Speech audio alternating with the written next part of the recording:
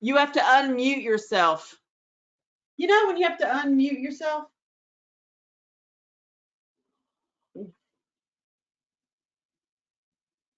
Let's see here. This is me playing the tech person that's like going around getting your drinks too. Like hey, how y'all, right? There's some lady who's gonna come up here. I don't know when, but she's, you know, use your damn it doll. This right here is a damn it doll. You can make one yourself. Just put 1 or 2 eyeballs on it, and it is specifically made to go, damn it, damn it, damn it, damn it, damn it. The damn it doll. It likes it. It's fine. It's good. It's a good stress reliever. This one's had some rough moments. Now I need confirmation, baby. Now, is it working now? Is it working now, baby? How do I see? No one sees this. Click to start sharing screen. Open system preferences. What the hell? Okay.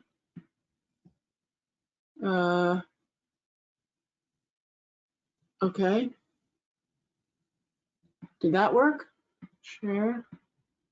Oh my fucking God. I hate this shit. Oh my God. Oh my God.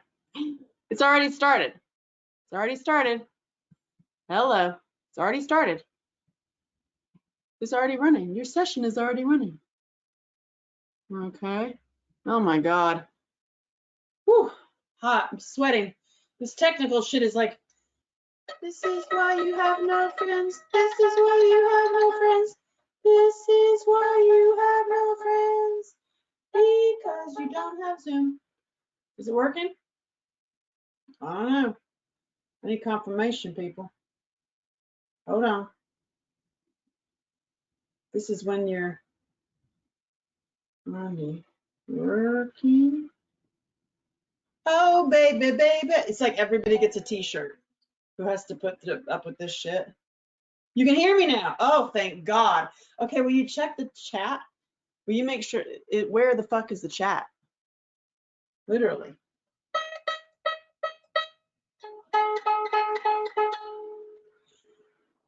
Ready?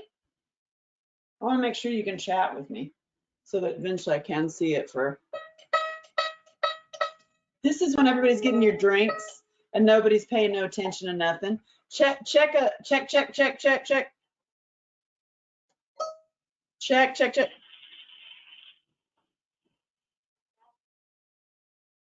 Is it working? I'll tell you all about Elvis in a second. Ready? And my thing went, oh, here it is. Oh my God. Hey! Look, it's not even attached. So does it work with the chat at all? Will you help me? Kitty. Chat? Or no? Do we hate GoToMeeting? If we hate this, we will get Zoom next time. So this is for all y'all in here to tell me what you like the most.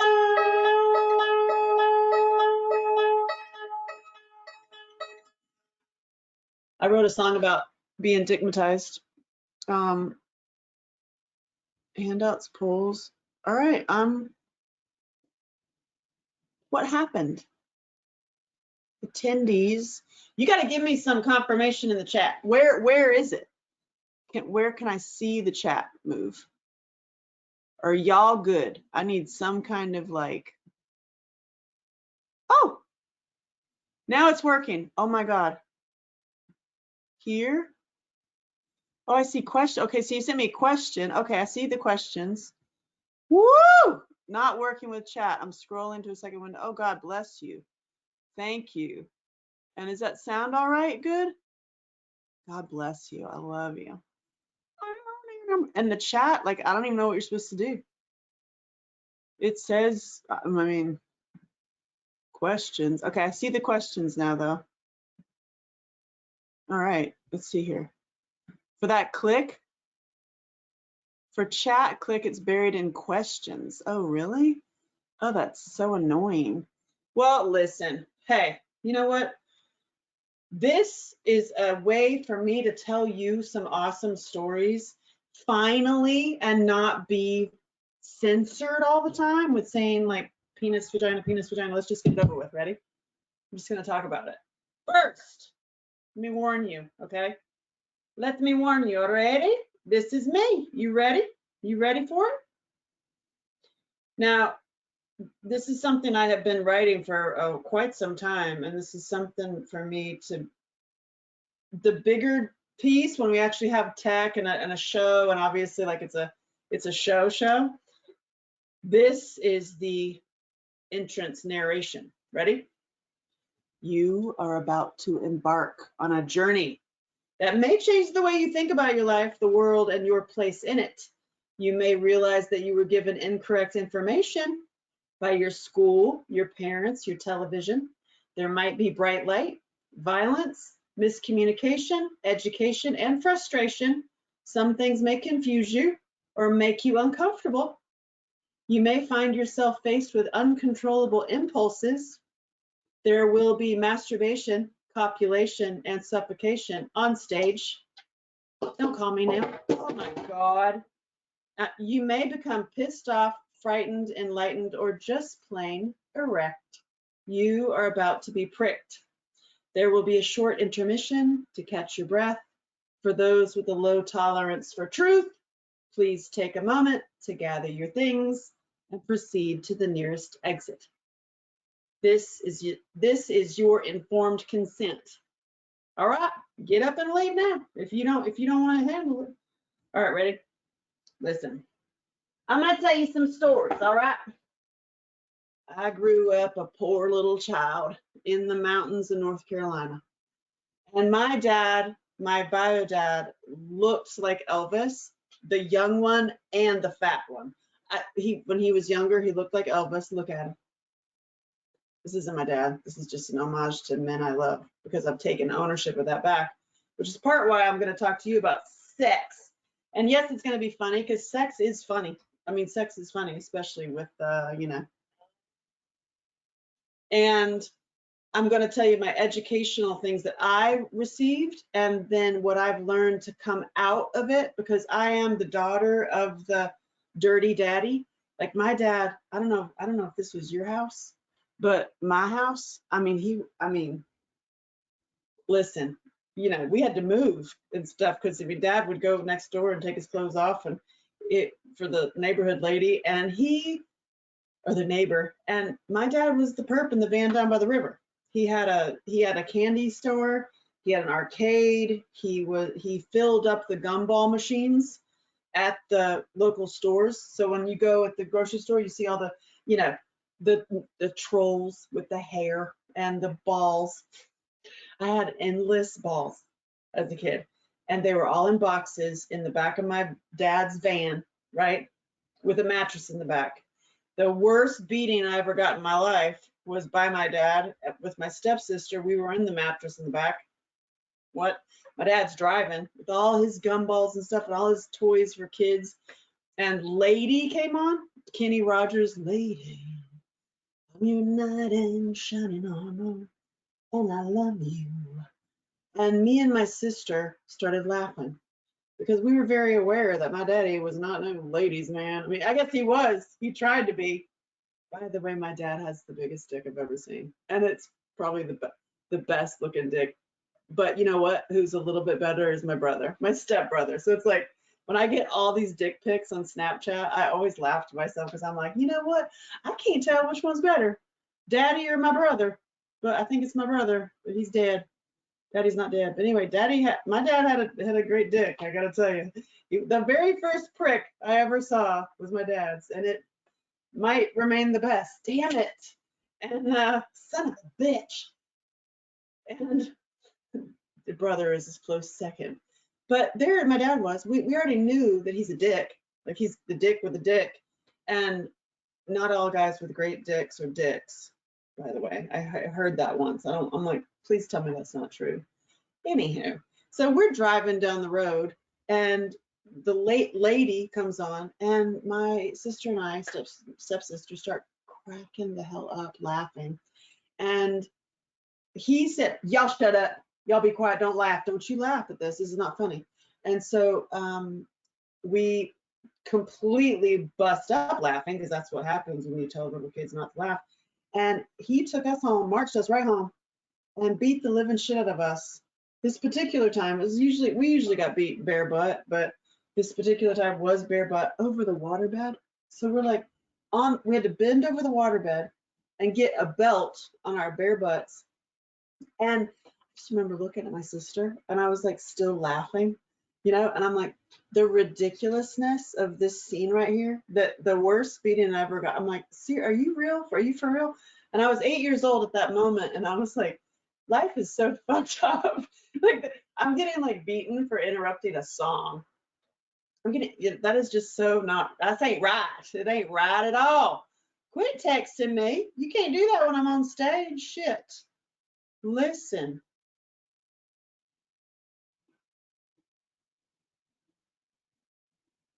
Sorry, baby daddy. Reminds me of Sideways Sex with the fat guy. Anywho, so I'm driving down the road with my dad. He pulls over, like, and actually, like, he takes us home and beats the shit out of us for interrupting his favorite song, right? And so I'm there, I'm laying on the waterbed, and I'm thinking to myself, this is such bullshit. Like, I refuse to live in a world of bullshit like this. At 8, I clearly remember that. I'm just like, this is oddly funny and weird. And in my mind, I was like, lady, your knight in shining armor, and I love you. And yeah, that was the beginning of well, it wasn't the beginning. My dad got custody of us when I was 3.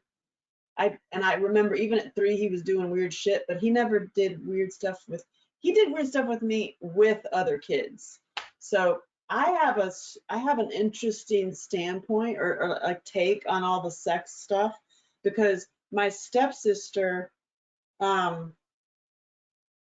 Jesus fucking Christ.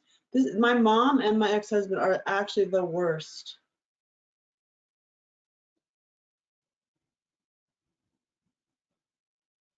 Now,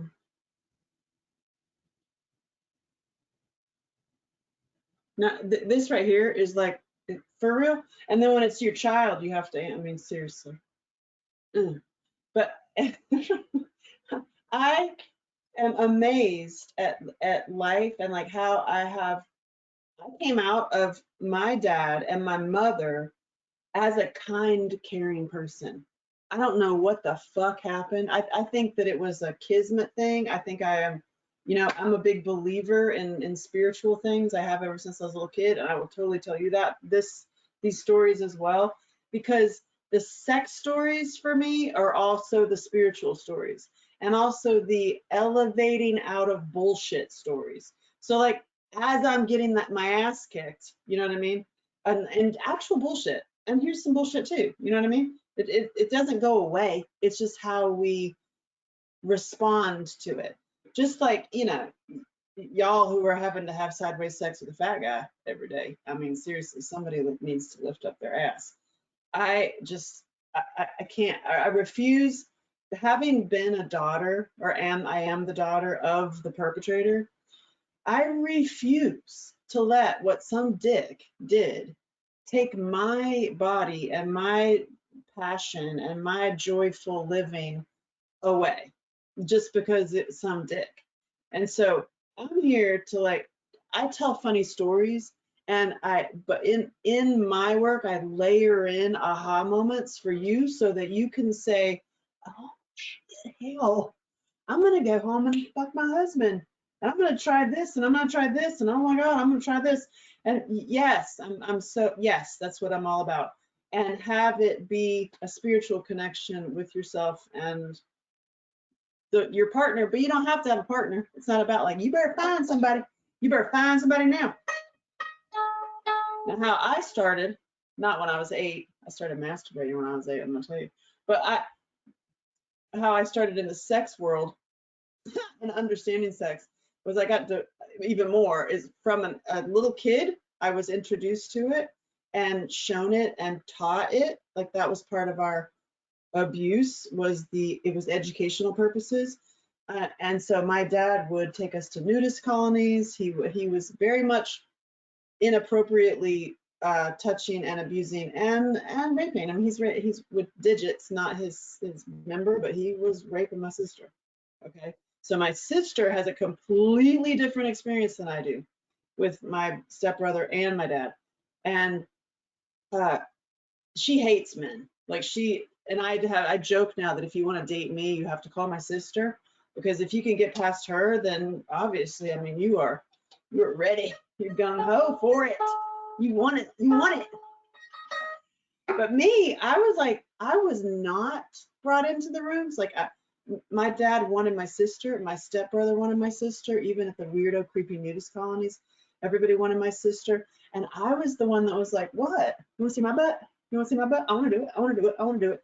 So I did not, I'm the daughter of the rapist, but I was not raped by the rapist, you know? So, and I wanted it. I don't want to say that out loud. Like I don't mean to put that out like she wanted it, but I heard that neglect and non-abuse on my part.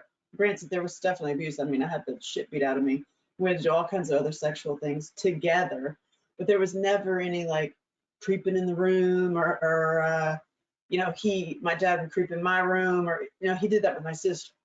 And so I felt strangely left out. And also like, I'm like, I'm gonna touch it. I'll do it. I'll do it. So when I was 8, my sister and I would go down to the river, to the lake, and I would strip for the local boys while my sister ran the show. And there was like, I never told anybody that until I did this retreat recently in April. And I admitted that, and I was like, it was so powerful to admit that, because I'm still doing that, y'all. Like, I have an OnlyFans. I'm top. I was top 5. It slipped down when I got kicked off of Tinder for 4 times. How did somebody get kicked off of Tinder 4 fucking times? It's because they thought I wasn't real. I don't look real. Like, are you really real? Like, you look like that, and you're horny as hell, and you talk about sex all the time, and you have sex with men half your age, and I'm completely like sexually free. How? Who are you? Where'd you come from?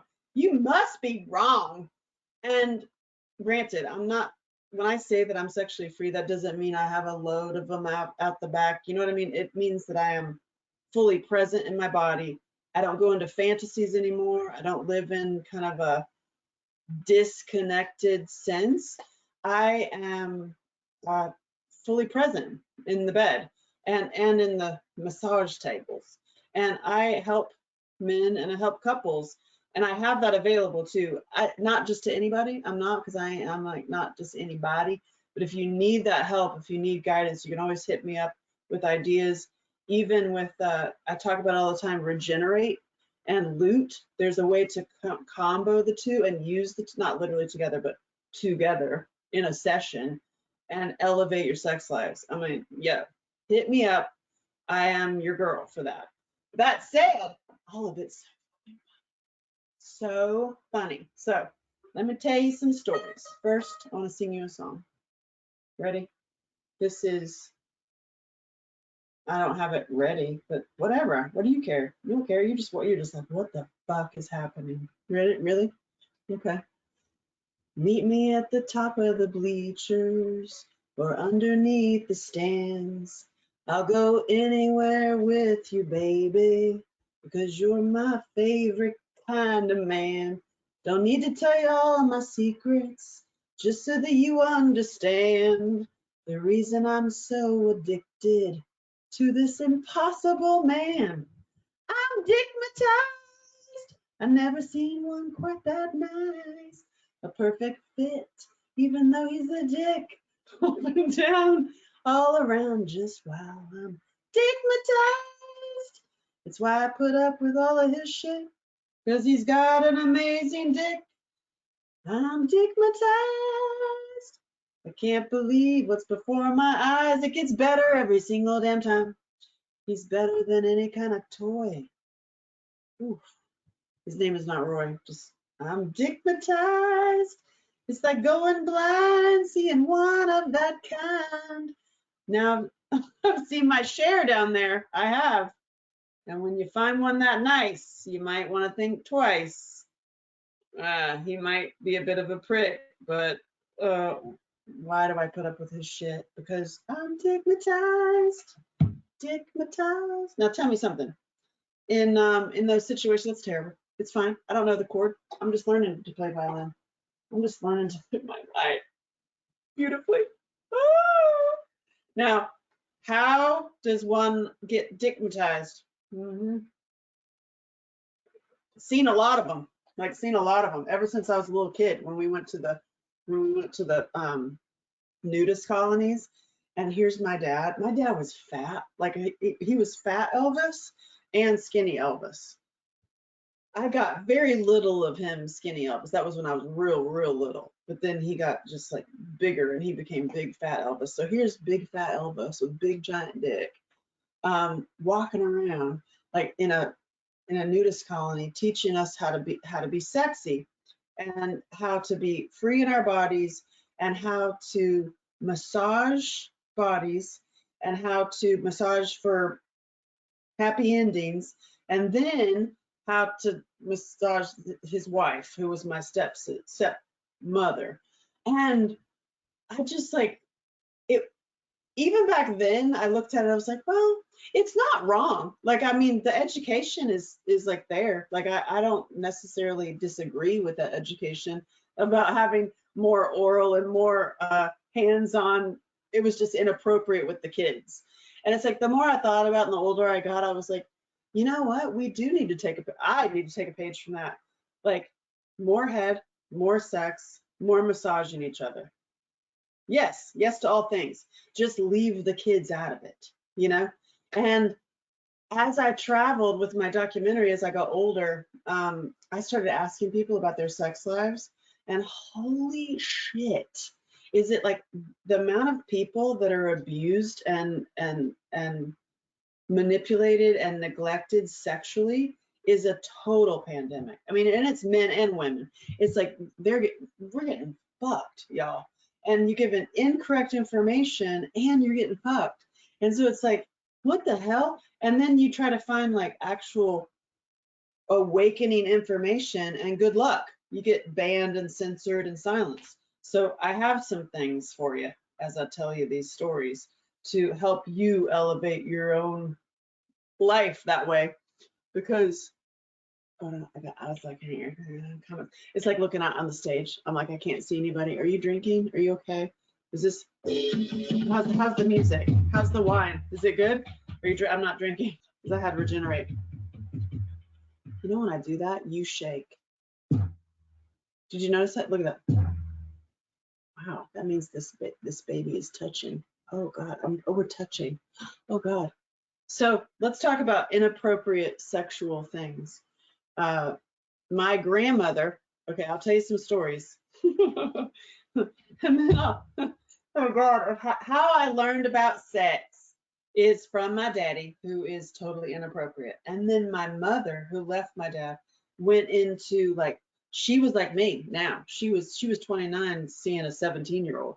And then she was like seeing a 25-year-old. I was like, oh girl, I understand. And she went hitchhiking across the country. After she left my dad, she became like, she went and got her 60s late. So she ran and went like full-fledged into Hippieville and fucked everybody. And believe me, I was like, when my mom finally got custody of me, I got to see like Hunting for Mr. Goodbar life. Like my mom was a total, I was like, good Lord. So I've seen both sides, and I've seen, my mother was literally like, oh, well, I just did this meditation and and it was about breathing into your vagina. And I breathed into my vagina during this meditation, and I flew around the room twice, and fire breathed out of my vagina like a dragon. And I'm like, and I have that book.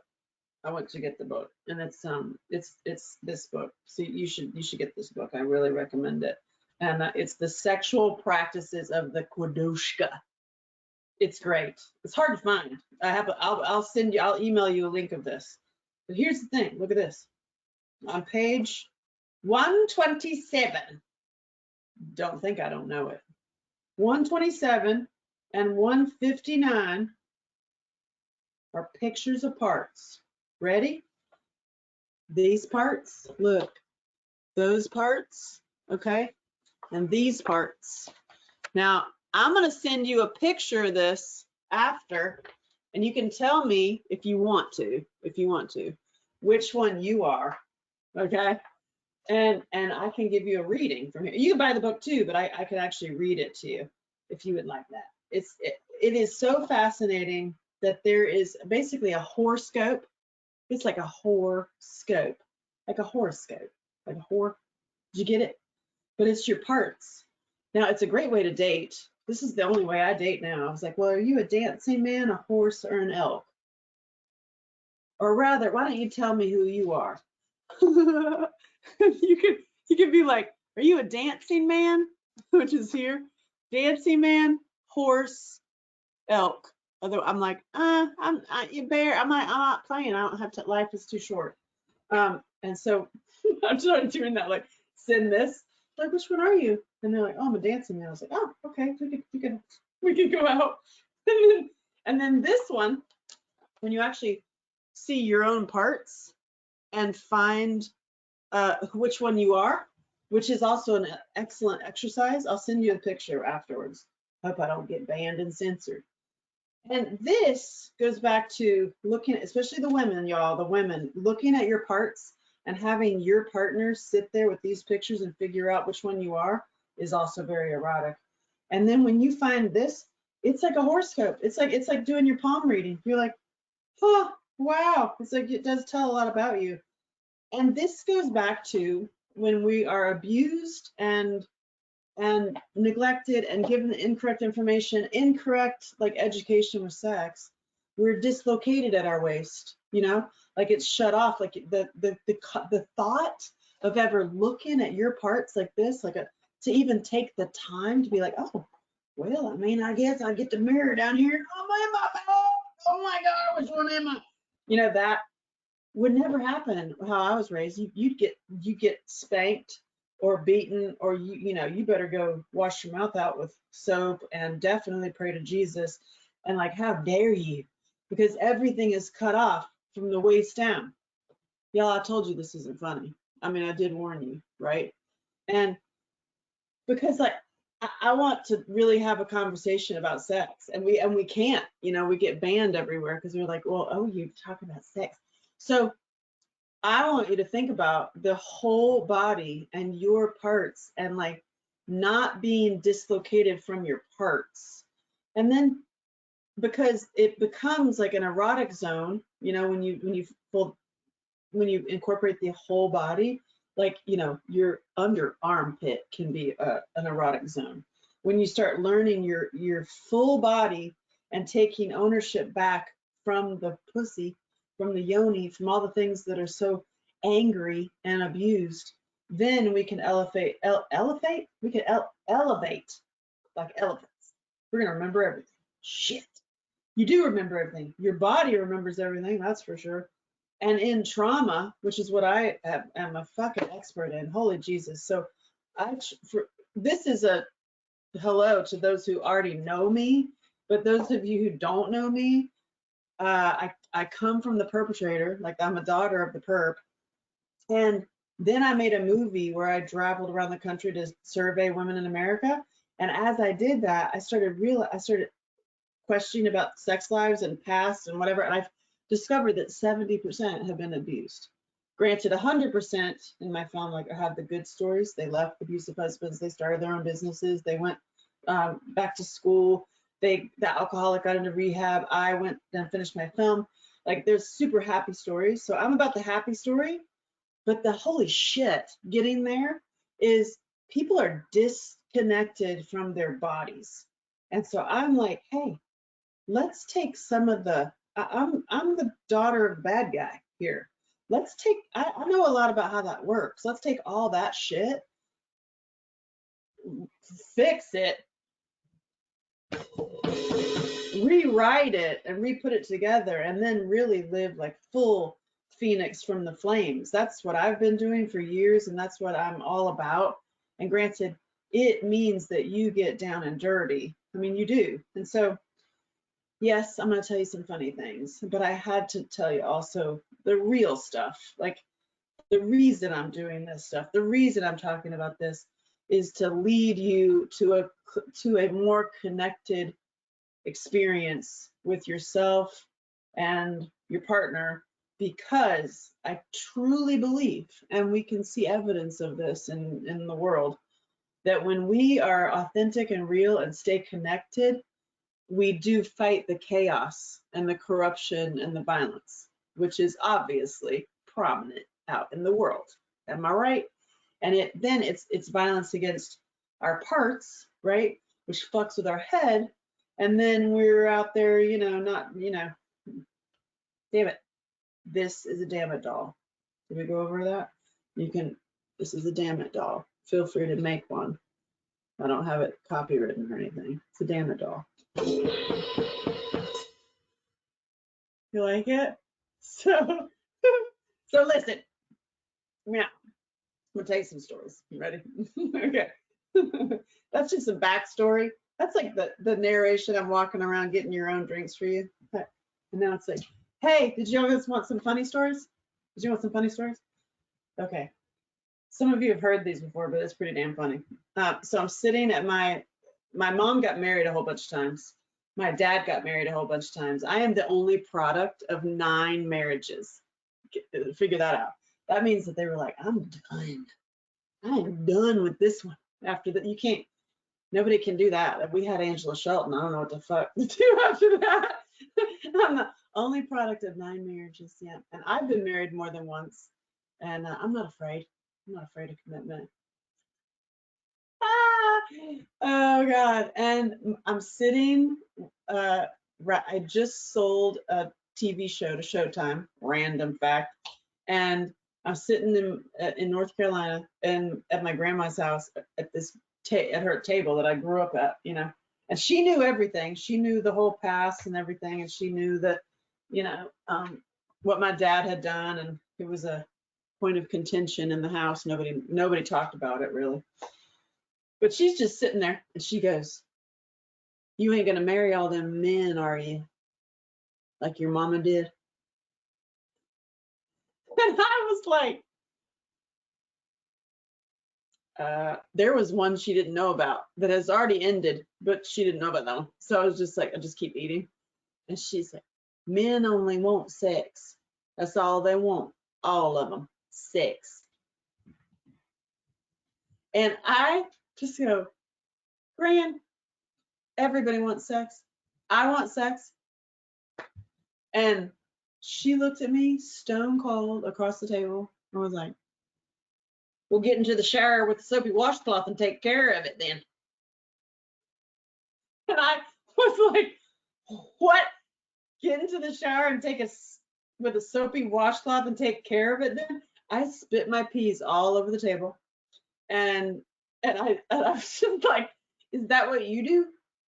And she just looked right at me and she's like, have a biscuit. Have a biscuit. And so my whole like family joke is very much like, have a biscuit. Have a biscuit. And she never talked about sex either. And she caught me playing with my dollies. Not this one. This was a present. But I had my Barbie dolls didn't have no clothes on. And they was like in all kinds of positions. I mean, Ken was getting some, is what I can tell you. And Barbie was limber. Let's just put it that way. And I had them all. Was down between my grandmother's window and her bed at playing. And she comes in there. What are you doing? And I looked up and I was like, I kept eye contact with her and just didn't look down at the dolls that were in just they were in like, they were all in it, and oh yeah, they were in it. They were in it. And I'm like, playing? And she goes, well, don't cut their hair off. Jeremy cut the hair off, unless it was you. Don't you cut their hair off? And I was like, oh my God. I was like, it wasn't me. And then she left, and I was with my total dolls fucking each other like crazy. And I was a horn dog. I had everything fucking each other. All my little, all my stuffed animals fucked each other all the time. And I discovered masturbating when I was 8. I discovered that when you went the bean too fast, like almost like you're scratching it, that you got like the oh, and I did it everywhere.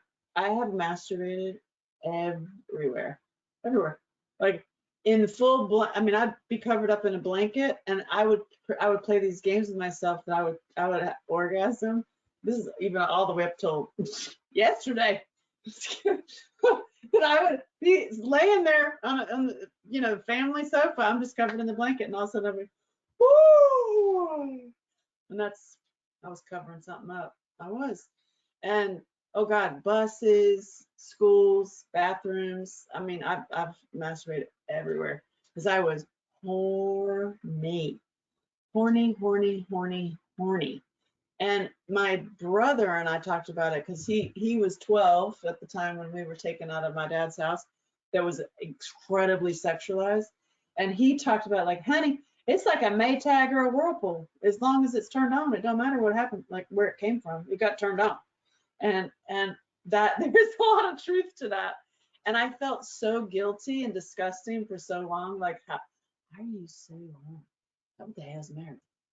And I have been through the healing. I've been through I've been through the awakenings. I've floated in the eggs. I even went and had, there's a gong you can have, like that's over your parts. That's like gong to heal your vagina vibration. I've done all that. I've done the little mapping. Yeah, I'm a fox. Isn't it fun? That's inappropriate. Hey, you know what? This is like modern dating. I'm a fox. Look, that's a fox right there. Ding, ding. And so I've done it, and I continue to do it. I continue to learn and go deeper, quit it, and go deeper in the sex side. And as the past 4 years, about 3 to 4 years, I have deep dived that as an older woman and learned the beauty and value of men half my age. Oh my God. God bless America, an American man. Yeah. So I'm telling you this because I have some stories. Okay. So I have some stories that I have to tell you. And we can make this funny. Don't worry. So it all started that one time when I got married, the real time. I only got married a real time once. That is, I have a kid, I have the wedding, I have the big, I was going to do it for the rest of my life, The other ones were, temporary. and honestly, I was just done. It took me 5 years to get out of there. I was just done because I'm just not going to have boring disconnection for the rest of my life. I'm just not going to do it. And sit on a porch and drink alcohol and talk about other people. Like I have things to do in life. And I was just at this big, huge event where I was invited to be one of the experts up there. And they asked, Angela, you've been through so much, like, and you help women get out of things. Like, what's something that you have had to endure, and how did you get over it, and what did you do? And I go, what do you mean? Sideways sex with a fat guy for 10 years? Divorce. Yeah. So when I was facing divorce in my 40s, more than one person was like, ugh, inching towards 50, single, not a good idea. Might want to stay hitched because, you're never going to date again. You're never going to get, you're never going to get any again. And that, first of all, that's not true. That is so patently not true. And I just decided that I just didn't care. I didn't care that I was like, please tell me that this is not just life. And as I got better mentally, I got better physically. And I look good. Listen, at another site I could show you, but during the pandemic, I started taking pictures of myself. Ladies, I can show you all kinds of tricks. Number one, don't do the light in front of you. Do it behind you. Like turn on that light and then use it, do all kinds of stuff. I can show you how to do that because I come from the modeling world. Because I started modeling and acting as a young kid of 15. I started 14, 15, which makes perfect sense because I was the one that was not chosen and wanted. So I went into I was like model, mime, actress on stage always. I was like, pick me, pick me. And my core wound, like my number one, like huge, like, wound is not being chosen. And so makes perfect sense that I went into a business where you have to be chosen constantly or not, and you get constant rejection. So that was, when you look at the Excel spreadsheet of your life, like what you're doing and what you're doing for work and how you're spending your time, it is an Excel spreadsheet. It makes perfect sense. And the way you can change the bad behavior is just change the equation. Or like the repeat, you don't want to stay in the repeated bullshit of your parents and the generational trauma, like change the equation. So I went on a journey deep into sex and started just discover, like open book. I have no judgment. You can tell me anything, and boy have I heard it. Boy have I heard it.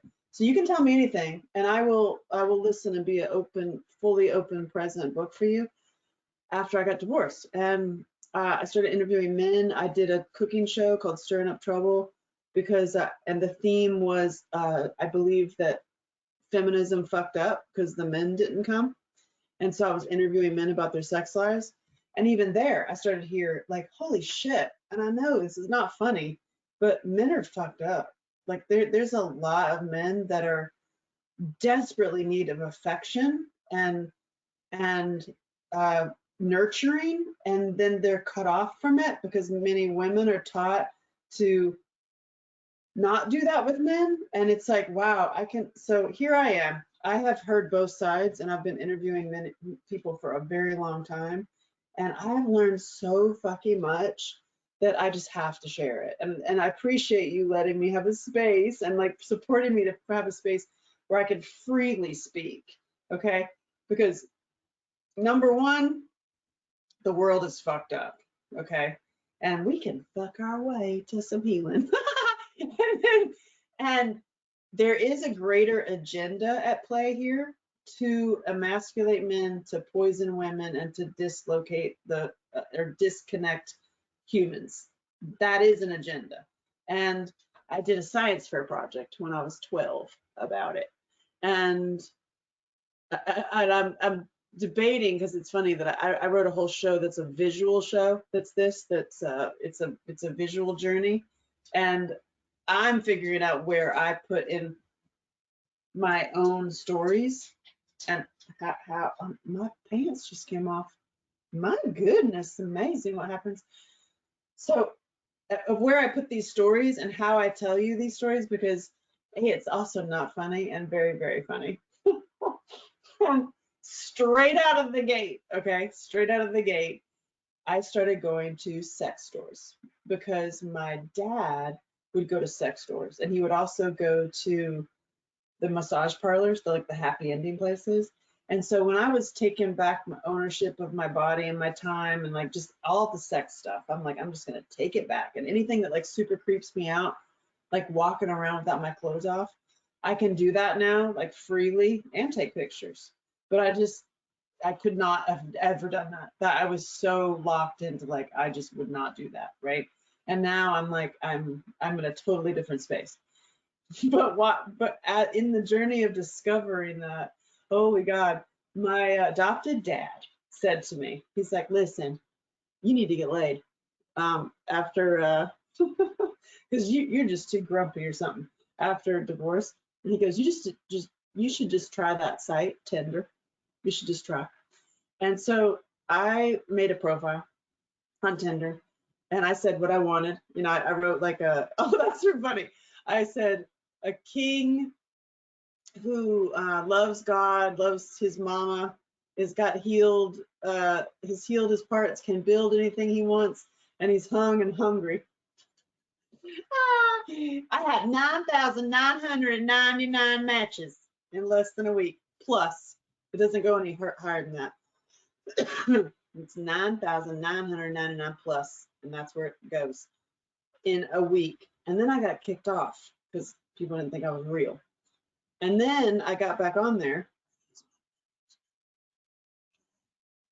And then I got kicked off again, but I had 9,999 plus in less than a week, traveling around the country. So this is not the same pool. And I was like, huh, obviously men in their 20s, men in general, but definitely men in their 20s are like very interested in you, Shelton. And I was like, oh, what? Why? And now I see why. And one of the guys that I very first saw on there was my Andy, what the fuck, Molly Ringwald and Andrew McCarthy. So he was my Andrew McCarthy. Okay, this guy, because I am totally Molly Ringwald in Pretty in Pink. I come from the poor family. I had the thrift store clothes and the budget hand-me-downs. And here the first guy I saw on Tinder that I was not interviewing, because I started interviewing these guys about their sex lives. This was the guy that I saw and I was like, oh my God. He literally is like the one that's like, got it together, CEO of a big company. And as I was, these are two, this is very related. I was going to the sex stores and asking, hey, what's flying off the shelves here? What's the thing? What are people into? It's pegging. People are into pegging. I'm not. And people are into pegging, okay? And I was like, what'd you say? And to do what? Like men, like gay stuff? And they're like, no, this is women and like girlfriends and wives. And then you're like, what'd you say? And so I have this in my head already, but I didn't know much about it, okay? Then this guy, this like dude, the CEO cool dude that would have totally been somebody that I would have been like, that could be my boyfriend. I mean, that could be my boyfriend. And he hits me up, hello, mistress. And I'm like, well, hey, I'm not a mystery, but I mean, you can call me Queen or something. That was my nickname in Burning Man. And because he just kept calling me mistress, and then he kind of disappeared a little bit, and then he came back. And he's like, yes, we should get together, miss. And I was like, why do you keep calling me mistress? And he goes, well, are you in the life? And I'm like, I'm in my own life. I don't know what you're doing. And he's like, well, point, are you in the life? Because I am into BDSM and I would like you to be a dom. And I was like, what? And okay, I was like, okay, this is exactly what I said to him. I was, okay, picture this. I am at Bloomingdale's or Barney's or Bergdorf Goodman's or pick one on Fifth Avenue. I'm outside there's a display, there's a department store window display of all the BDSMs. My brother was a bear, like he was gay as hell. And I've read the Leatherman's Handbook because I was just fascinated by all that world. And you're telling me you're in this, and then I keep hearing this other stuff from the sex stores, and it's like, I don't know shit. I like to get fingered in the back of the car. I'm like, listen, I'm like, but I'll read a book. And so I'm like, picture me that I have the manual. Okay. And I have a little, like a schoolgirl outfit on. I am in like, what page? What page is you on? Because I was willing to try it with this guy, I was like, you want to do, and so I was like, what do you actually want? And he goes, I want you to come over and peg me. And he literally said, I'm not gonna lie, he said, I want you to come fuck my dirty hole. That's what he said. And I was like, Lord have mercy. Why does that have to be the guy that you like? Why? Why is that? Why is this story? Usually I'd be like, Angela, we're not going to talk to him anymore. We're not going to talk to him anymore. But I was fascinated because I had already been to all the sex stores, right? And I'd already heard about it. So here I go. I made a plan with the guy. I was like, okay, well, how does that work? How does one do that? When? Where? And I made a joke. I was like, well, I mean, if it was something, I just sneak into your house and do that and leave. But I mean, I don't really know. He goes, yeah, why don't you do that? I'll leave my house open. You can sneak in, find me, fuck me, and leave. And I'm like, what in the actual hell is happening right now? And I was like, okay, I'll do that. It's like an adventure. So I go to the sex store. I walk in and I'm like, hey, and she's the cute as a button. And she's like, hey. I was like, so I gotta fuck a guy. How do you do that? And she's like, oh, ooh, oh, well, come over here. Okay, you need a strap on. So we picked a strap on that went like around the butt and around here. And you got to pick a size. And so I went with something reasonable, like, it was like, I don't know, 6. It was a black one. I picked a smaller black one, which made me laugh inside. Because every single black guy has a big dick is not true. So I got like a, 6-inch black dildo. It made me laugh. He's not gonna see it. Listen. And then I picked one that would have been mine. Like if I had a dick, I'm like, yeah, okay, it's like an 8-inch, like 8, 9 inch. It was pretty, purple. I have it in there. And so I got 2. And I can't believe I'm telling this. I love the fact that I can tell you this story freely. And if I was with you in person, you'd be down because I'll be actually all out. Listen. And so she goes, okay, you need this, and then you put this on there. You put the little or the big one in the little hole thingy, and it pops out. And then she's like, you just do that. And then she showed me the lube I had. She made me a whole little display on the counter. Okay, and here I am paying for it. Oh my God, I paid for that. I'm so dumb. God bless. I mean, I say that with love for myself, but that isn't the naive Shelton over here paid for her own first and only and last pegging experience. And because I'd been asked about this before, and I was like, no, God, no. What? This particular guy, I was like, I'm going to have this experience. So she's like, oh, this looks like fun. I hope you're making lots of money. And I was like, money? No, I'm not getting, she goes, you're not getting paid? And I was like, no, I'm not getting paid.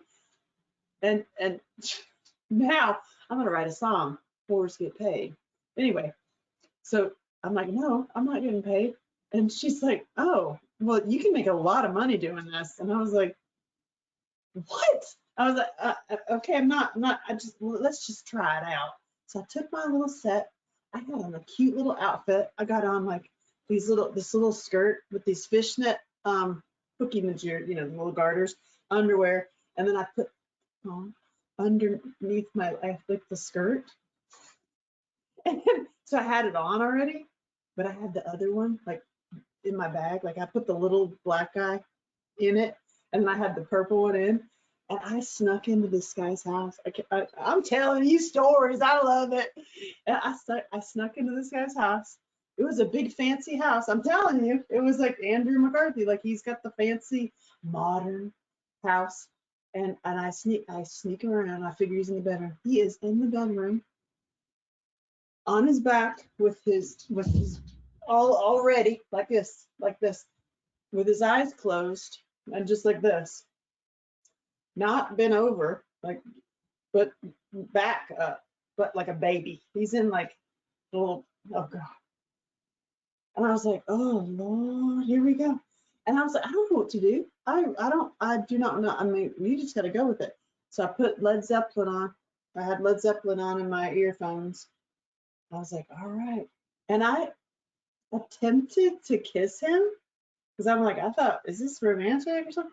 And it was just like, there was no, that was not what that was about. And then even his wiener was not hard. He just was so excited. He was like, so excited. And so I just started with the brown guy. And I just started doing it. And I was like, well, I mean, what would you do? What would you want to do? What would you want? I was like, okay. And then the thing came out. The guy, the black guy fell out of there. What do you do when it falls out? And you're like, shit, no, you got to keep the rhythm because he's happy. I mean, he is just moaning. He's just happy. And I'm like, damn it. And then this is like a workout. And I've got the strap. I got the other one, the purple one. And I'm trying to put that one on here as I'm going here. And I was like, oh my God. And and he's happy. And so I was like, you know what? I'm just going to switch them. And I just kind of switched him in, and then he got real happy, and then I did him with both of them, and one after the other, and I was not pumping. I was like, that hurts your back, God. That's a lot of work. Men really need to get like some more kudos. They need to get more blowjobs and better food. Men, you need blowjobs and better food. I'm a proponent for that. I'm in your corner. I'm just not gonna fuck you in the ass because I just did it, and I don't ever want to do it again. But I was good at it. He was begging for more. But listen, I kept those. I burned them and boiled them and soaked whatever you have to do to like totally like disinfect. But that was crazy. Then he contacted me later, and that was his last time doing it. And he decided to maybe get out of that lifestyle. Doing God's work over here, y'all. Doing God's work. That was the time I fucked a guy. And I had been asked that before, you know, and some other person, and I actually bought the stuff because I've heard about it enough that I did it with an ex. You know, didn't do it, but I was presented with the opportunity to do it, and they wanted it. Okay, and I just didn't like his butt. I didn't like his butt. Have you ever seen a butt that was like? That's why I didn't do that guy. I was like, that's like flat grandma butt. I just thought there's nothing appealing about that. I was just no, I just can't. I'm just like, ooh. And then, have you ever seen a round poo poo stain around the butthole? Like what in the fuck? Like y'all need a bidet. What the hell? And so this guy I told you he contacted me, and he was like, you changed me. I'm like, wow. So that was my last and only time. But then I kept hearing about it and kept hearing about it, and then keep getting requests. And oh my God, like, oh my God, there are men out there right now, right now out there, right now, who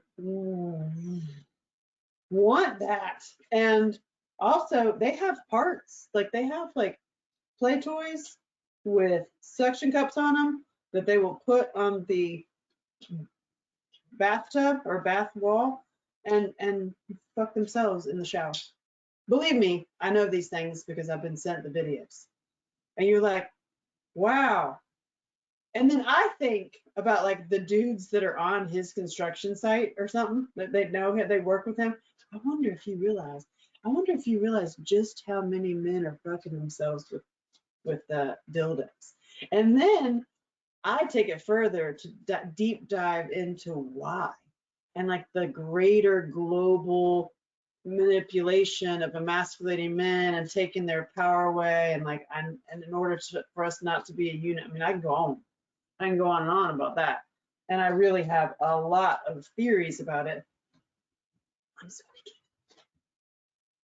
But I don't want to get depressing because it's like not depressing. I don't want to be depressing about it. I want to be like, what the hell? Like, heal all that stuff.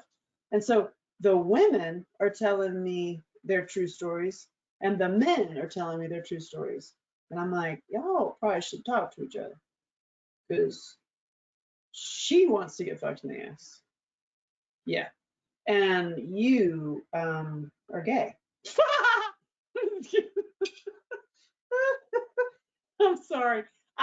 There are people that like it, and God bless them. God bless them. I know women who do it and women who want to do it, and that is God bless you on your sweet self. You can have my strap-on thingy-majigger. Like if you're into that, I will happily mail it to you. Because I'm like, no, God, no.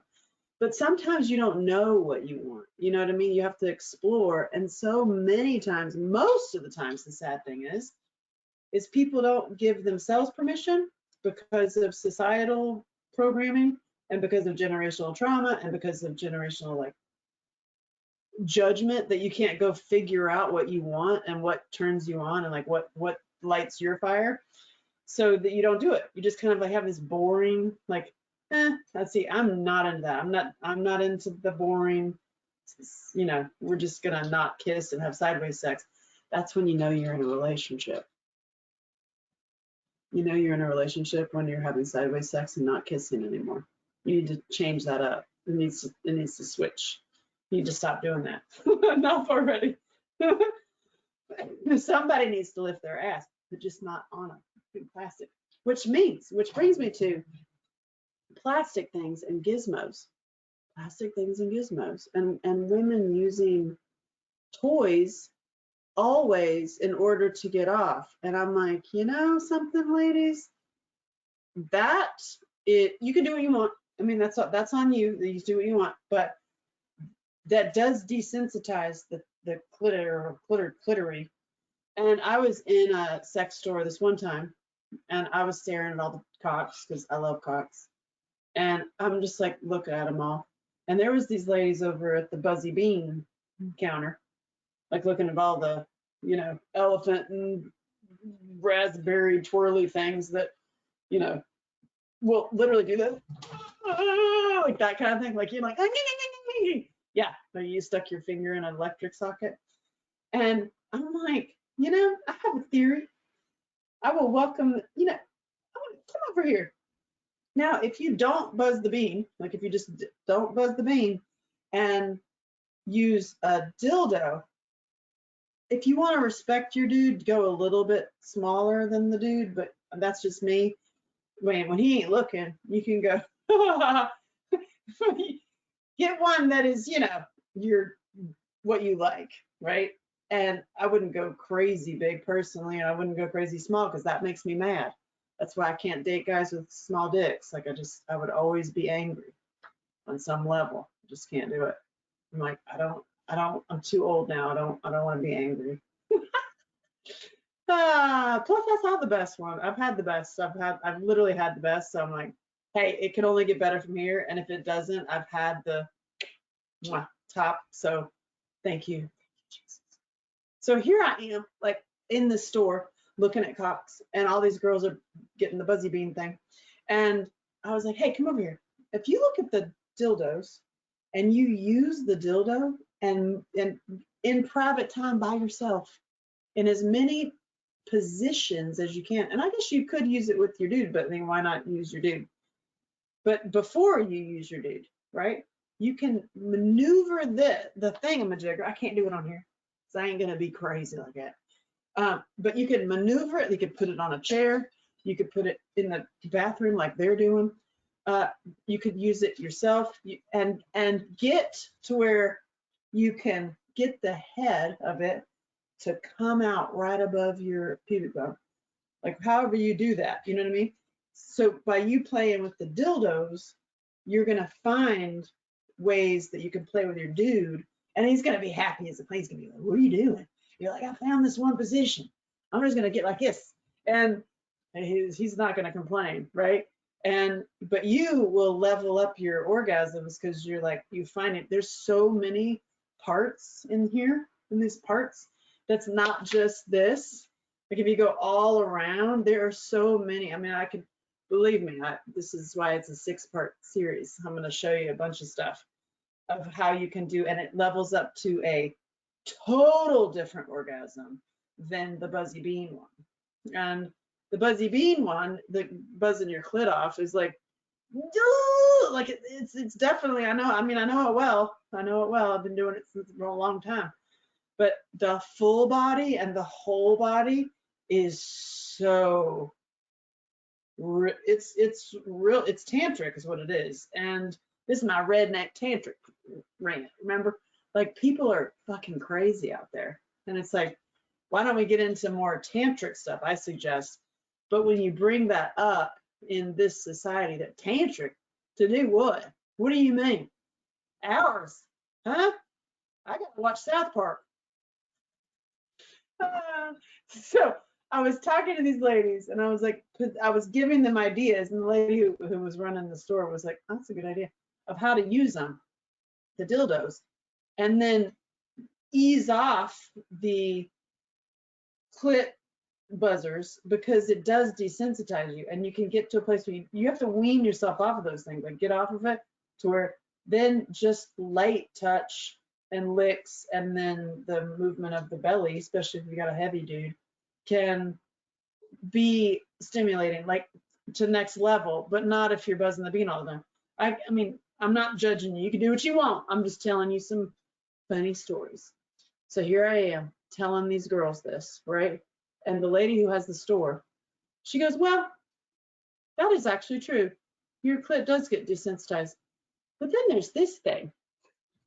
And I took the charger for it. I don't know where it is. I hid it from myself. It's a kiss thing. It's got a little circle. It's called the kiss. And it goes over your clit and it sucks it like a vacuum. It's like a Dyson vacuum cleaner for your clit. You get it on there and then you turn it and it just, and it's like, and it says on the package, guaranteed to be quiet, but we can't guarantee you will be. So I bought it. And it says, will not desensitize the clitoris on the package. And I was like, interesting. So I took it to my studio and I was like, knowing me, because I'm horny as hell, I'll go into the bathroom right now. But there was people in the studio. So I was like, well, I could take a lunch break. And so I took a lunch break for this new toy. And I'm like driving around, I'm like, where am I going to go? Like, what, I parked at the Pentecostal church. I did. I parked in the Pentecostal church parking lot and pretended like I was on the phone and tried this thing. And let me tell you, I screamed, oh my God, in the parking lot of the Pentecostal church. Like, I mean, they are not kidding. That the very first time, it's like a certain drug, like the very first time is like the best. And I don't even know. So the sucky bit, so I take back everything I said, because the sucky bit that sucks on the clip is like, what the fuck? But you can get a little addicted to that stuff. But it was crazy. It's like this, like,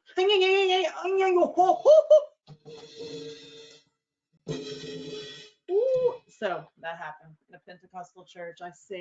I sang hallelujah at a Pentecostal church. Yes, I did that. And then what happened? Well, I started playing with the clit and those busy, it's called the Kiss, that little toy. I was like, damn. And that just got me thinking and buzzing the bean. And then I started interviewing men more and women about their sex lives and what toys they were using. And many people are like using these toys. And then I started studying Tantra and Tantric meditation and seeing how to be completely present with somebody and how to do that. And then I started practicing that. And then that's where you're going to walk down the path of, you're in love now. I'm like, but I felt God. I'm in love now, So that's the delicate nature of those women, that are like, oh, well, I'm in love. And, especially when you're seeing men half your age, you're like, well, are you, or are they? We'll see. 6 months, year, we'll see. We'll see how this goes. Pick a number. Anywho, so I have learned a lot in the sex area, and holy Jesus, the thing that I've seen the most is people not being honest with what they are into and not knowing what they're into. So I tried everything. I tried the daddy. I tried the daddy thing. I was like, okay, like I'm like this whole like I'm gonna be your daddy. You call me daddy. I'm big strong guy, and I went out with this dude who was like total like army guy, tons of guns, tons of like, he had like stacks of cash in a safe. And he was like, man. And I was like, all right, cool, that's cool. And he said to me, he's like, girl, you're gonna need a safe word. And I was like, promise? Really? I kid you not. It was like 3 hours in or something. And he made a fort of pillows around himself in his bed to get away from me. Yeah. And he was like,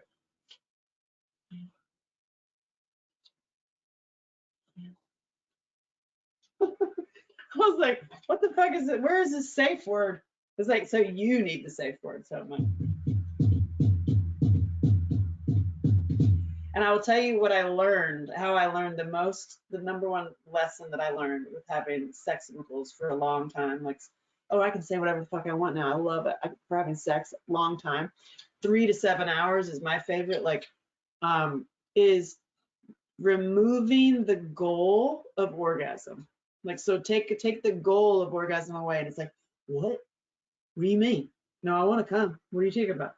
And if you remove the goal of orgasm and it's just a journey of pleasure and touch and kissing and like, but there's still pleasure and you're still playing with parts, like you're still using your muscles in there. Oh yeah, speaking of muscles, I gotta tell you that story. But you're using your muscles for against the cock, and you can, as you're kissing, there's a whole journey you can do. But the point is when you get it out of your head, so stop trying to have an orgasm, because then that's how we go into fantasy. That's how we, you're not present anymore because you're like trying to come, or you're so turned on you're trying not to come.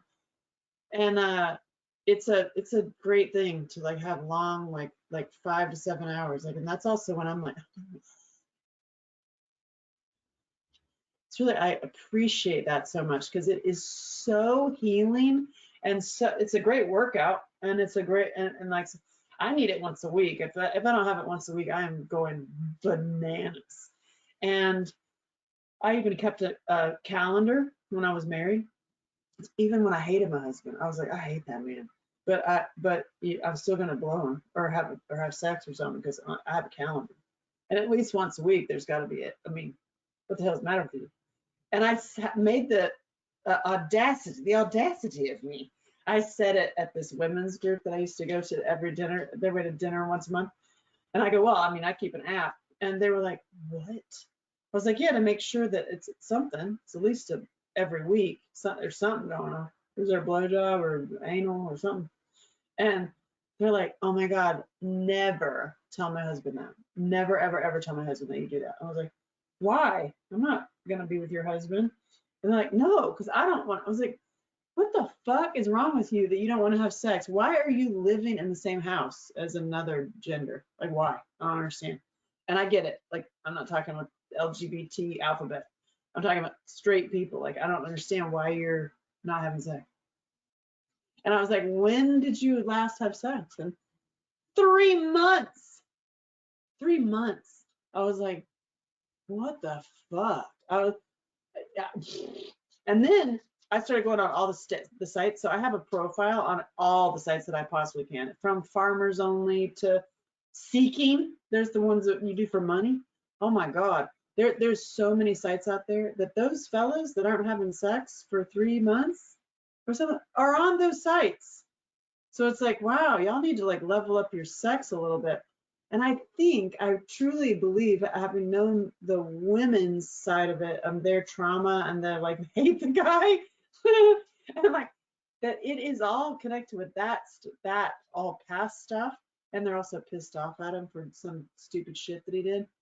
And wow, to heal that and to get back into bed and like heal that stuff is so powerful, and it's so healing. And I credit the way I look now is from having great sex, drinking milk, raw milk, and eating meat. And this Regenerate, I love it so much to talk about all the time.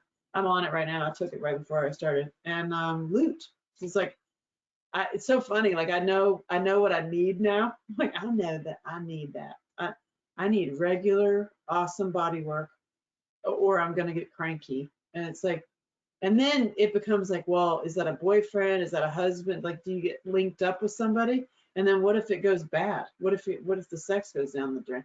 It's like, y'all, you need a contract. Like, and I need to know that I'm seeing you on this day, and we're doing this for 4 hours. Otherwise, I'm not coming over. Like, what the fuck? And so I'm just learning that for myself because I see that it's so valuable because it's an exercise, you know, and it's an exercise in spirituality too. I know this isn't funny. I told you it wasn't funny. I did tell you. And but I want to tell you something spiritual, which is why I'm here and why I do what I do. So is my spiritual side. And I was in a meditation once and it blew my mind. Like it's actually why I have this tattoo on my arm and why I have 12. So I am a big connection. Like ever since I was a little kid, ever since when I was going through my insane life that I lived in the abusive home, I was like aware of the higher reasoning and higher consciousness when I was very, very young. And I would meditate and go out of my body. And it's like people would say like, oh, you're disassociating. I was like, no, I wasn't, because nothing bad was happening to me. I wasn't disassociated out of that anyway. I was like, I was being the conscious observer of this insane life I'm in. I'm like, what the, all my baby pictures have this face.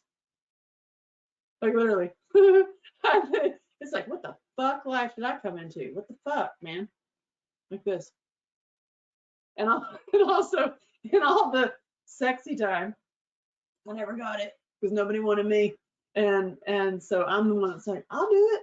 I think that they should in HR and in human resources, how they get all these guys getting in so much trouble, like so and so grabbed her in the coffee room, or she was diddled in the wherever the parking lot or whatever during the meeting, she got diddled, and I'm like, and she's filing suit, and you're done, and it's horrible, and now it's a Me Too movement on steroids. Why don't we add a thing in human resources for those like myself who are like, I'll do it. That sounds hot as fuck. Does it come with a parking space, and can I get the corner office and like like a lunch or something? Can I get like a company card? And I mean we could meet in the coffee room all day long. And I know there are women that are like, it's right, I know. And some are like, how dare you say that? We need to say, I'm like, well, hey, I'm just throwing it on the table. I'm helping all the other ladies who were like, I would never want that. And I was like, oh, listen. And I was hearing this horrible story. God, I'm like, Angela, damn it, I swear to God, you're gonna get in trouble. This woman was telling me this horrible story. Oh my God, about this Russian dude who was trying to get her friend, and it was in a bad, it was a bad situation, like a human trafficking situation. And she's telling me the story that she overheard him saying, you will come with me. You will be on private island. We will fly you in a jet, and you will have 5 guys a day. You'll learn how to cook, and nobody will know where you are, and you will service these 5 guys a day. And I'm like, what'd you say? I'm like, nobody knows where you're at. You're on a jet plane to a private island, and you're fucking 5 guys a day. Dude, why are you kidnapping people? Why don't you just put an ad out? Because I mean, listen, there's gonna be women that are like, that's not bad. That sounds awesome. Where do I sign up? Is there a payment plan? Do you get paid for this? Or you just, I mean, as long as they're not like violence or something, but I mean, sounds good, right? I mean, am I naughty? I can't see your reaction, so I'm like, did I cross a line? I don't care. I'm just telling my truth, because it's like, damn, there are so many horny people. And granted, it should be, I'm teaching and suggesting that you are consciously aware that you're coming from a higher place, even if you're in the coffee room. What the fuck are you saying? Well, I mean, it's an idea. It would help with lawsuits, and I mean, right? It's like, oh God, except people like Harvey Weinstein, when they're gross, when they're actually just like gross. I mean, ugh. You know the Harvey Weinstein shit? He has even a weirdo wiener, like a weirdo wiener. I didn't see it. Thank God I've never seen it. But I knew about Harvey Weinstein way back in the day, back when I was modeling, and I knew all about that. And then I became a filmmaker, and I was told by women told me, you know, you should go see Harvey Weinstein because your movie, he would totally get you. Your movie would be right up his alley. He could catapult you with blah blah blah. And I was like, fuck no, I don't want to get raped. I'll go to the copy room and get paid for it, but I mean, I ain't getting raped. And and they were like, well, you just put up with it. I was like hell, like hell, you put up with it. Like fuck that, and or don't. Ugh, ugh.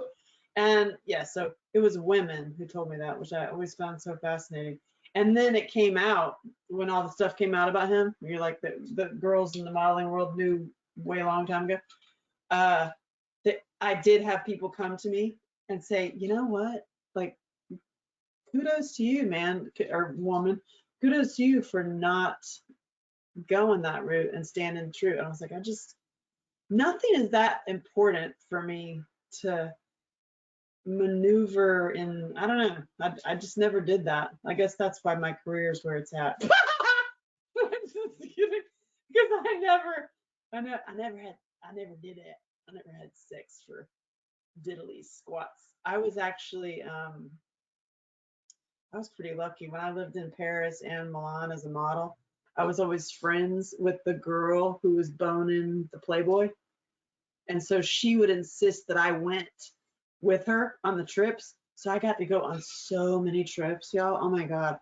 So many freaking amazing, amazing trips because I'm the friend that, again, that the dudes didn't really want. They wanted her, but I got to go because she's like, I want to bring my friend Angela.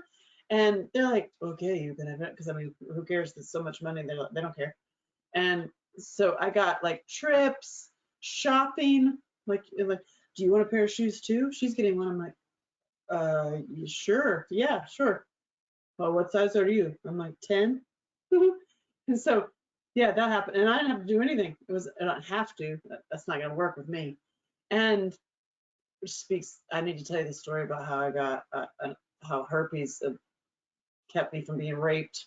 There's a story, but there's nothing I'm not going to do like I don't want to do, you know? So that's a very powerful place to be in when you want to do it and you want to experiment and be fully free in your body. And I was not able to do that. I was not able to be fully free in my body and do things until I healed all that shit, which goes back to like knowing yourself, healing yourself, like getting a map. You know what I'm saying? Getting a map of your parts.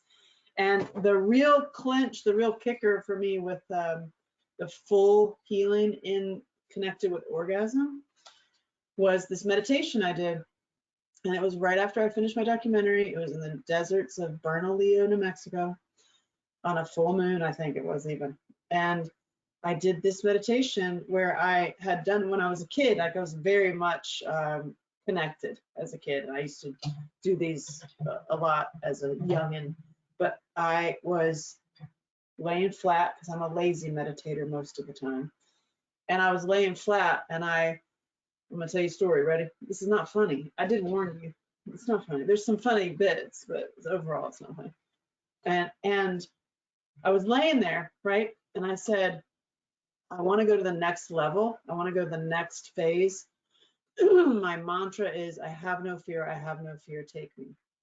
And I'm going to tell you how you can do that while you're getting pounded too. I have no fear. I have no fear. Take me. I have no fear. I have no fear. Take me. And I just had that as my mantra that I wanted to go next level. I want you to show me something. Okay. And this is what happened. And this is why I have this tattoo. This is why I do what I do. This is why it changed my life. Right. And it opened my eyes forever. So I was, and I'm just going to tell you now because we're private and I can deal with us and I can tell you. Ready? So I was laying there and I suddenly felt so vibratory, and all of a sudden I was like, okay, okay. And then I was like, no, I have no fear, I have no fear, take me, I have no fear, I have no fear. And suddenly my whole body goes, and it felt quite literally like both sides of me were a can, and it just crushed, like if you crush the can. And so it's like crushing a soda can or a beer can or something. It felt like that, like, and shot into the universe. That's what happened. It was condensed, fast, and violent, like, and so, and my body, spirit, what it condensed goes into this, like, and it was like a rock thing, travel-y gadget thingy. I don't know what it was exactly. This was because I was feeling it, and it shot into the universe. So theoretically, that had to happen because you couldn't bring my actual body with you. You had to transport just the piece of me, the essence, soul, whatever, whichever part had to travel through out of this atmosphere. It was like, and I felt leaving atmosphere. I felt cold all of a sudden, and I felt just like space. To where it was just like nothing. And as I started to feel that, I am a rebel. I'm a rebel. I am the daughter of the perpetrator, but I'm also a big mouth. Like, what the fuck is happening in this world? And as this happened, I was like, oh fuck no, oh fuck, oh fuck, oh fuck. Is this? Oh fuck. At the same time, I was like, no, no, I have no fear. I have no fear. Take me out. I have no fear. I have no fear. Take me. Oh fuck. Oh fuck. And as it shot up, this little contraption thing started to open, and I came out like the shape of me, but it was almost like a sort of like a hologram, or that movie Cocoon. Remember that movie Cocoon? Like, it was kind of like it was me, but not me. It was a light me, see through me, And it came up like this, and slowed down, and I was coming into this collection of thousands of people. Beings, really beings, was hundreds, and then 12, and then this light, and it was kind of like a wedding cake. And I was thinking, holy fuck, is this like aliens? Am I being abducted by aliens? Holy fuck, am I being abducted by aliens? And and there's thousands, hundreds, 12, and I know that because it was like this, like, holy shit, like I saw, but then I was looking at where I was heading too. So, and I have really good peripheral vision. If you didn't realize, if you didn't know that, what that is, it's like I can see way over here. Whoa, except nothing. So I got what was happening, but I didn't get what was happening. And then there was hundreds, and then there was 12. I now think that was like soul groups that you constantly see in this lifetime, and then the 12, I've had many people tell me what my experience was. Some people have said this is a Kundalini awakening. Other people have like, oh, that was the galactic blah, blah, blah, blah, blah, blah. And for me, it's just the 12. I have 12 tattooed on my arm. And as it came up, it was, I'm telling you the story for a reason, because it's leading to an orgasm. And get ready. Woo! And so it came up to this 12, and the 12 were around me. And this light, the immense, beautiful light. And I didn't see their mouths move. It wasn't like a meeting. It was more like a knowing. And I heard, you are completing your agreement that you came into this lifetime to do. And I was like, okay, I'm so happy for myself. What is that agreement? And who the fuck are you? Like, the total rebel in me that was like, what the actual F?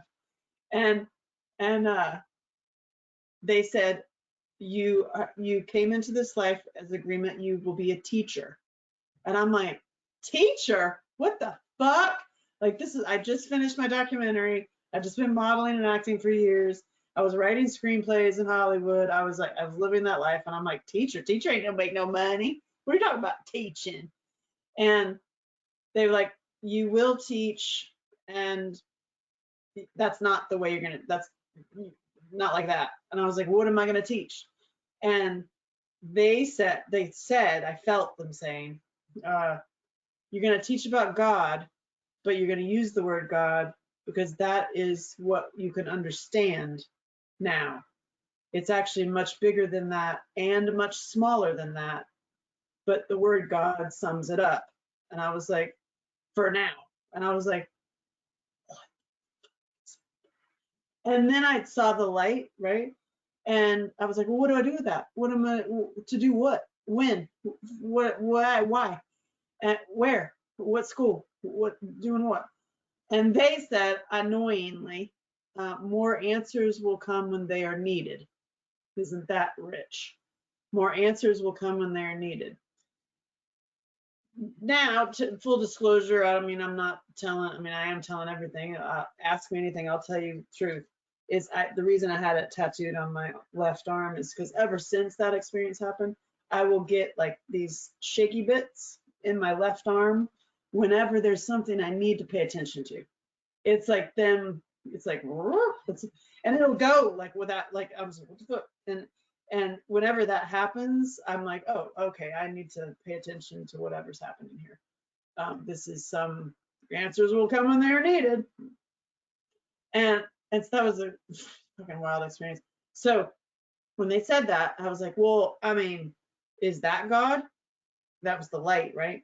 I looked up at the light and they didn't answer me, but my body went again and shot into that light. Holy God, like that experience was like that kiss thing that like, you know when you're having an orgasm, when you play with the bean and you've got and it's better with two people when you're having a holy moment, a big O. But when you are playing, when you have that orgasm, when you're like, okay, don't touch it. Don't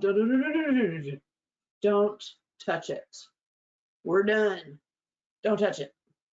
Imagine if you touched it times like 4,000, 400, 4,000, just astronomically more powerful than any orgasm you've ever felt in your life.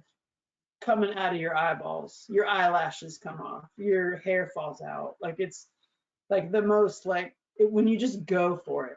It's like when women can't squirt because they're holding in because they're afraid. When you let go of that fear and you just like totally release and you can go all across the whole room. And it's that part also times 5,000. So it's like when you just completely relax and go fully and let the big O happen.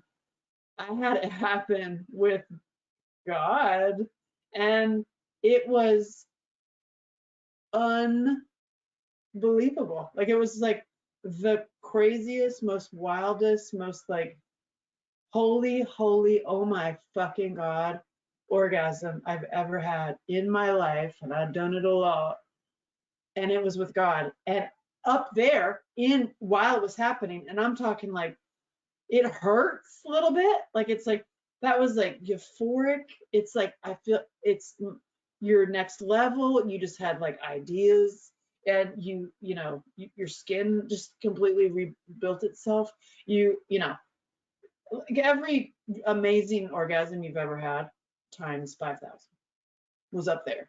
And as it's happening, this was happening, and I started to say, oh my God, is this really happening? And as soon because I'm the rebel, I'm the one that's like, what, really? Like all this awesome stuff, really? I mean, shit. And things will happen to me in my life, like I'll get smacked in the face when I think about things, when I question. I personally will, if you've noticed my life, I tore my ACL dancing the Leonard Skinner, and I get like randomly like smacked, and it's because I'm a rebel, and it's because I'm not listening. And I'm not, and because I'm like, what the fuck? Nah, And so when I said, is this really happening? It stopped. And I did not fall like bad fall. It was like, oh, complete. And I went slowly down with the 12, and they were like, you know, and then there was the hundreds, and then there was the thousands, and I just kind of like went past them. It was like this, and then I fell onto the bed that I was laying in Bernalillo, New Mexico. I just like shapoom, fell there as if I'd been levitating or something. Like it was like and I sat up and I was like, oh my God. I'll just never forget it. I mean, I was landed. I was like, I was just on another planet, or whatever the fuck just happened to me. I don't even know. Was that was the intergalactic star people? Like other people tell me all kinds of things, and it's so funny. They tell me different things, which is funny. And what's your squeaking? And I was like, holy fuck, holy bedrooms, holy, holy, holy. And my first thought was, holy fuck, no wonder we like sex so much. No wonder we are going after the O. No wonder we are like, it's the need, it's the other addiction, which I certainly have, which is like, ooh, give me that orgasm, because it's God. And so ever since then, I have been, and this was in 2001, and I have been practicing whenever I'm able. You can't do it with just anybody. And going to that level. So like going outside and inside at the same time. So you're not outside, you're not like not present in that moment, because you need to be present with your partner, but having it go to a God place, which is tantric. It's like redneck tantric. You know what I'm saying? So like you want a redneck tantric that shit, you just get some olive oil, coconut oil, shit, and go to town. Think about each other and God. Shit. I mean, hell, that is the best big O I ever had in my life. But if you think about it, that is why we're addicted to the O. And if the O, the big orgasm, the sex, right? The sex that we want, and the big like, like I want it.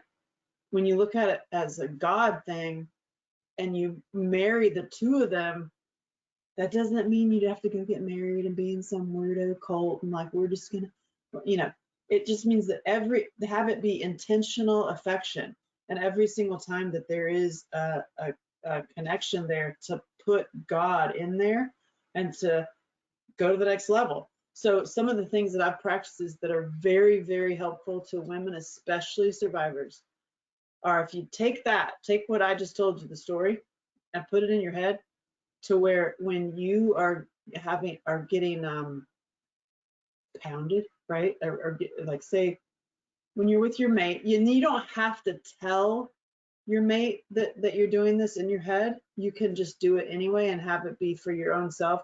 You could tell them, might get weird, but there are moments that come up in your brain, because I know this because I'm a survivor too, that you go to fantasy, or you go thinking about your dad or your brother or your rapist or you're made up, like women like will fantasize about being attacked, and that doesn't mean you want it, that doesn't mean you want it. But when you take those thoughts, right, and don't judge yourself, stop trying to get away from those thoughts and go directly into them, just like I did that meditation. I have no fear, I have no fear, take me. I have no fear, I have no fear, take me. And if you will let your dude, if you're doing it in a whatever way you're doing it out there, and take the energy of the pound, right? And let it be a vibratory against you, a vibratory beat, and think, I have no fear, take me. And let every single I know this sounds weird, but it works. The fantasy, the fears, the flashbacks, the thing, and stop trying to get them out of your head, Let it come into your head. Let it be fully there. See all the faces as the pound is happening, and think about, I have no fear, I have no fear, take me, like bring me to the clean place, like you the clean slate. And if a dude will do this for you, and many times you don't have to tell them, you don't have to freak them out and tell them that you're doing this, but you can do this meditation in your own mind, and all of those old shameful, self-hating, dirty, when you're like, I'm nasty because I thought about fucking my dad, you know, I did that. I mean, I'm guilty too. I used to masturbate thinking about my dad, you know, and that it went away when I used my meditation technique on the fantasies, the flashbacks, the fears, the doubts and worries, and let it come. And the faces all come up, you know, and then it literally went away. And so it went away. And so I say that to you because there's something to be said for the vibration.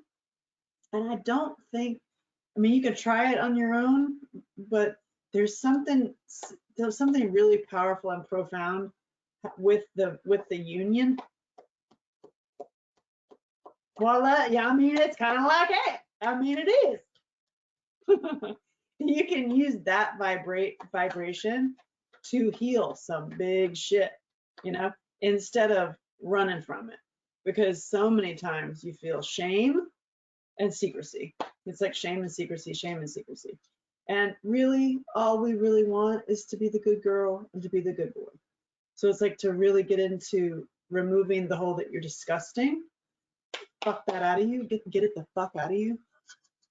Get it the fuck out of you. And like, fuck it out of you, for real. Because I've done this and it's been like profound. I actually had a whiteout with someone that God, I'm so grateful for him. And he didn't know. I didn't tell him that I was doing this, but he did hear me say, yeah, I have no fear, I have no fear. And I was using this energy to do this. And I had a weird, like the fantasy that you feel disgusting for. It's like watching a porn, and then you watch the porn, you want to just like, oh God, turn it off quick. Afterwards, like you feel disgusting. You know what I'm saying? You know, you feel it. You know what I'm saying? But when you don't judge yourself and go fully in, and I have no fear, I have no fear, and let it come up, let the fantasy and the fear come up, and the flashback, and not judge it. Like let it be there. It can go away. I mean, I try it, and obviously if you have a partner that knows if you have flashbacks, if you're gonna like freak out and like want to kill them or something, you don't, that, you know, work with your therapist on this idea. But this is like beyond therapy, you know, it's like taking therapy and healing to next level, and using bonding with another human to like really heal some old shit, you know. It's been like, wow, I have had insurmountable experiences like that. And on this particular one, that I just like, I let that happen, and I actually did see a few like faces, and then I just saw him. Like I was actually, imagine you're present with somebody, right? And I just was like, I have no fear, and it was him, and I just was like completely gifted myself, like just like open myself up and be free to receive. And I had a total whiteout. It was like exactly that feeling I had with the light. It was like it came back, and there was just this euphoric whiteout, and it was like, wow, if you like, I want to give that to every survivor who is staying stunted and thwarted and dull, or like just kind of in your in your sex lives, you know. So it's like, because how dare what some fucking dick did take your joy and your amazing, like, God-given connection away. Like, fuck that shit. Like, actually don't fuck the shit. I don't want to fuck the shit. I did fuck that shit, and I did it twice with 2 hands, and I just don't want to do it. Not twice, I did it once, but with 2. Oh, reminds me of that bunghole. I just listen. I mean, seriously. So I think that, wait, hold on. Chat not working. Damn it. When was the first time you truly enjoyed having sex with someone else? Completely open, natural sex. Just the connection. I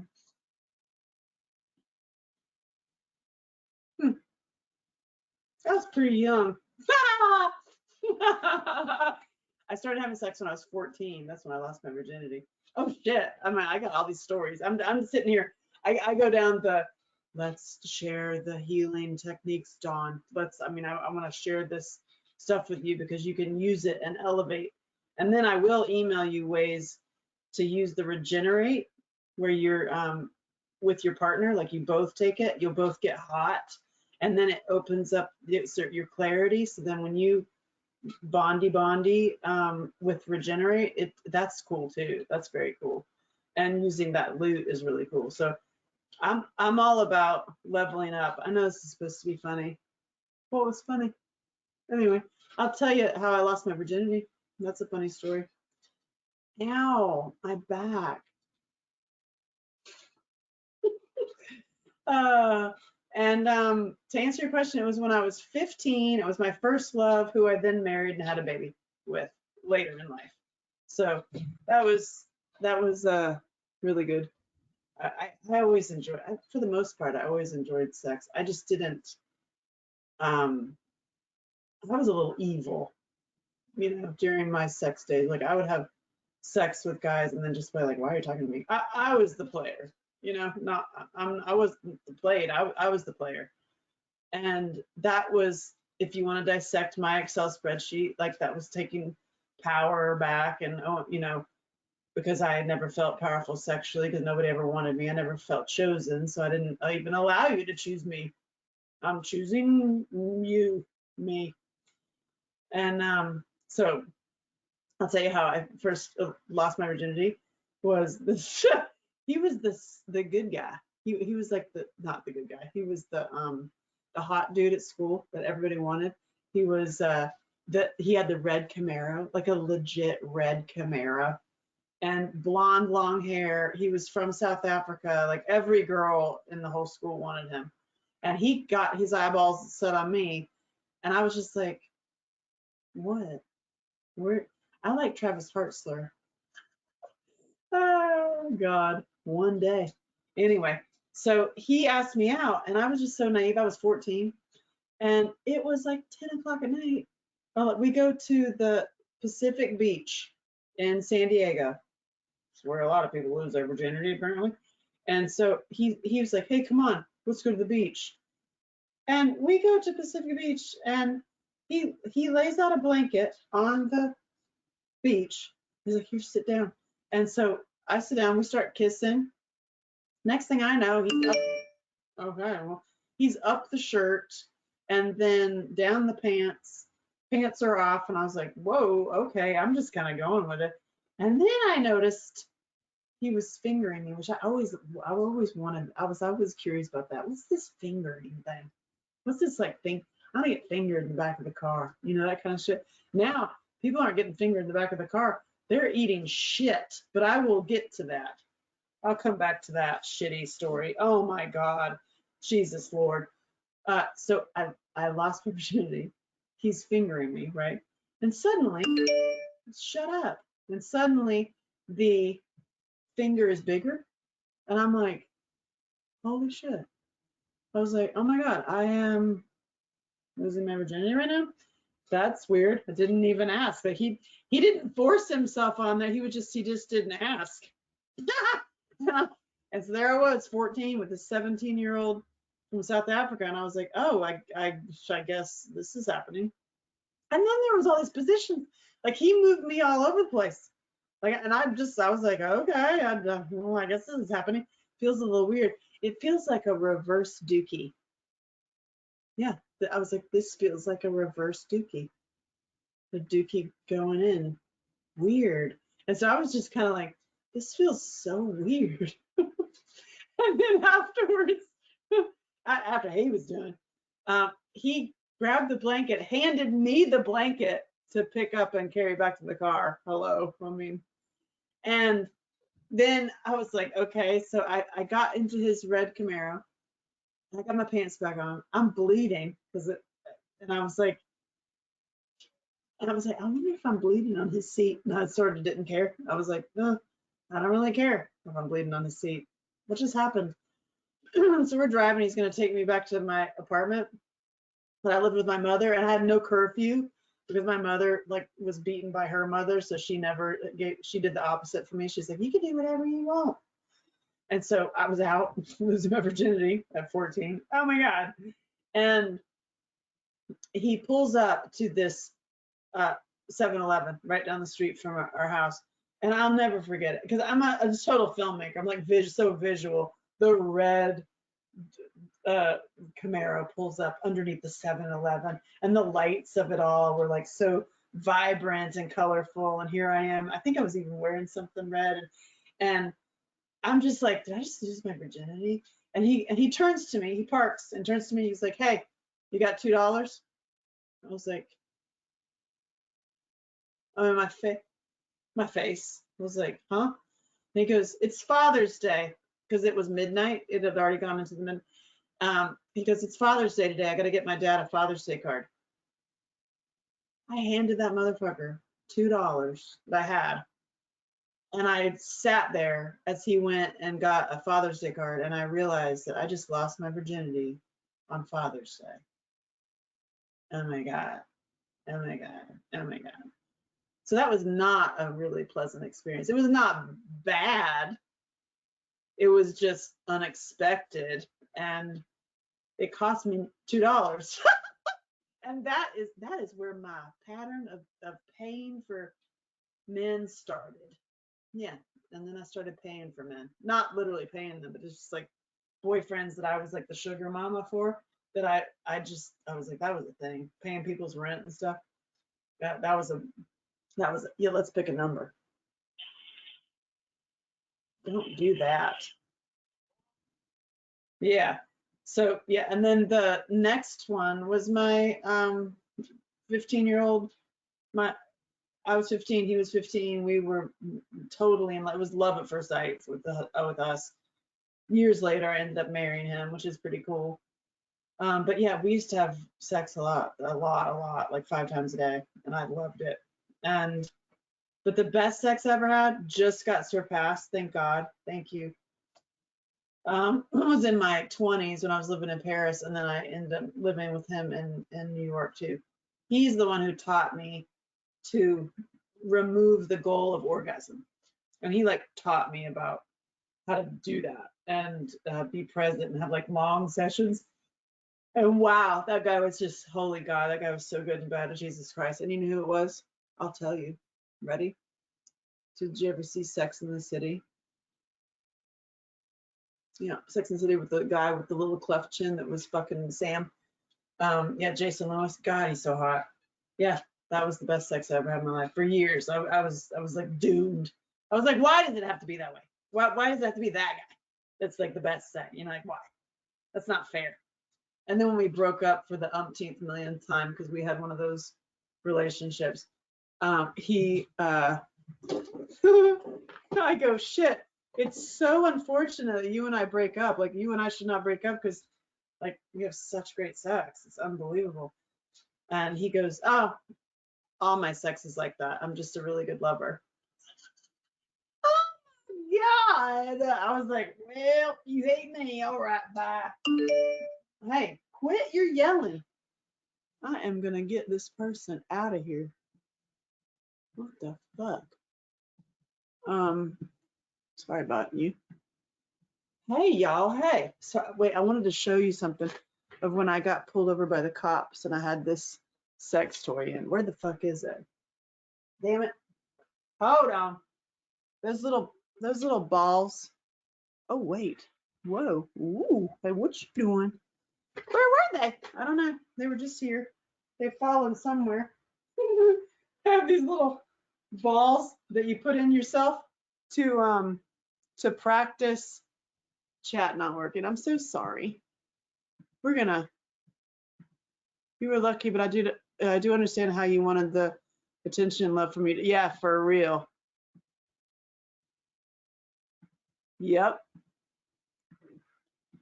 Okay, the chat not working. We'll fix it later. Thank you for your help with this, because I'm like, I believe that this is very important to talk about. And granted, it's funny, and I have many funny stories I can tell you. Like the time I was pulled over by the cops with a sex toy in. What? Yeah, tell you that story. But I think it's really important. My real like foundation of what I'm doing is the sexual healing spirituality, because it changed my whole life, and it makes like when you have that kind of connection, that kind of sex consistently, it like levels up everything. It levels up your exercise. It levels up like, I mean, I'm not even close to that. I feel like I'm like 40-50%, of what I could be doing versus what I am doing. But I had to get out of so much shit, that I know that we all share this too, right? Where you have the shame and the secrecy and the insecurities that are like layered on each other. And it was during the lockdown, actually, where I was divorced and I'm in a freaking apartment because we did share a kid. So there was times where I was alone and I didn't have her, and she was at his house because we agreed to do that. And so when I was alone, I was like, you know what? I'm going to face the fear that I always hated my body and my parts, like my pussy. I always thought I was like, it's not like, look up here or look here. I never thought that it was pretty, and I came to find out, come to find out, I have like a gorgeous pussy, and I was like, damn, you could do I never saw that. I never saw my body as beautiful because I wasn't chosen to be molested by my dad. I mean, that is like some deep, fucked up Excel spreadsheet shit. You know what I mean? So it's like your life is an Excel spreadsheet. So if you look at your insecurities and your shames and what you're feeling about yourself, right, trace it back to that. Mine was I wasn't wanted sexually by my dad, which is a great thing. I mean, that's good. That's a good thing. Yay me. But it wasn't a good thing for my little psyche because I felt like I wasn't wanted by dad. And that's a kid brain. Like, you can look at it logically and be like, well, that was very good that you were not. But I am now grateful that I went through that, because I'm able to have a different perspective to bring in the sex conversation, because I'm not in the place where I hate men. Like my sister went there. Like my sis, this is why I joke and I say, if you really want to date me, you have to call my sister. I'm not really lying about that, because it's like I've discovered that my what's the word? Your like filter, your barometer or whatever. Because I just love all of them. I love men, and I want to help them all. So it's like I don't have that deep hatred of them. So I still have like, well, oh yeah, I like to be chosen. So I understand that that's like can be an Achilles heel too. But I never thought that I was beautiful. I never thought that my body was beautiful. I modeled. When I was modeling back in the day, I know, damn it, this is not funny. This is when it's like, I thought this was going to be funny. Listen, I told you it was not funny. But at the height of my modeling back in the day, here I am on the cover of magazines and doing runway with all those stars. I was with Christy Turlington, Linda Evangelista, Naomi Campbell, and all those. I was like in the back, I'm like the fifth girl out, seventh girl out. That's the one in the back. And that was at the height of my self-mutilation and my self-hatred and my like depression, really. and going out with people who just didn't really like you, but it was more like yourself, like more, I wasn't honoring myself at all. I didn't even know how to do that. And I never really fully thought I was all that, like my parts. I thought it was kind of disgusting. And it wasn't until the lockdown 3 years ago that I started taking pictures of myself. And then it was an actor in my movie, my boxing movie, who said, "Hey, you should get an OnlyFans." I didn't know what the fuck OnlyFans was. And I was like, "What does that mean?" I was like, "Do you make money out of it?" He goes, "You would." And I'm like, "What?" And so I started going on there. I started writing articles. I wrote long, long, long articles about this stuff, about sacred dick medicine, about my book that I'm about to share with you. Like, it's almost ready. That you're going to get everything since you're in here, just so you know. And so it's like, I wrote a book about sacred dick medicine and loving your parts and all of this shit I wrote in my OnlyFans as long articles. And then I would share like pictures of myself privately if you asked. And I got, holy shit, that's the most beautiful pussy I've ever seen. Oh my God, your pussy's so beautiful. And I thought, oh, well, they're just doing that to, because that's what happens on this site. But I gotta tell you, going down that naughty route was so liberating for me, because I did all the pictures myself. I mean, all my content is from myself, and I have a great archive. Because I was first doing it for other men, like a man that three different dudes, that one I still know, thank God. And I was doing it for them. And then I stopped even sharing it with them. I was just doing it for sharing it for myself, or when asked, I would share it on my OnlyFans. And that really, truly got me over my like parts, because I mean, I know we all have it. I mean, and then as we get older, you get all this stuff, and you get this and this, and you're like, oh, and you're like, hey, what are you talking about?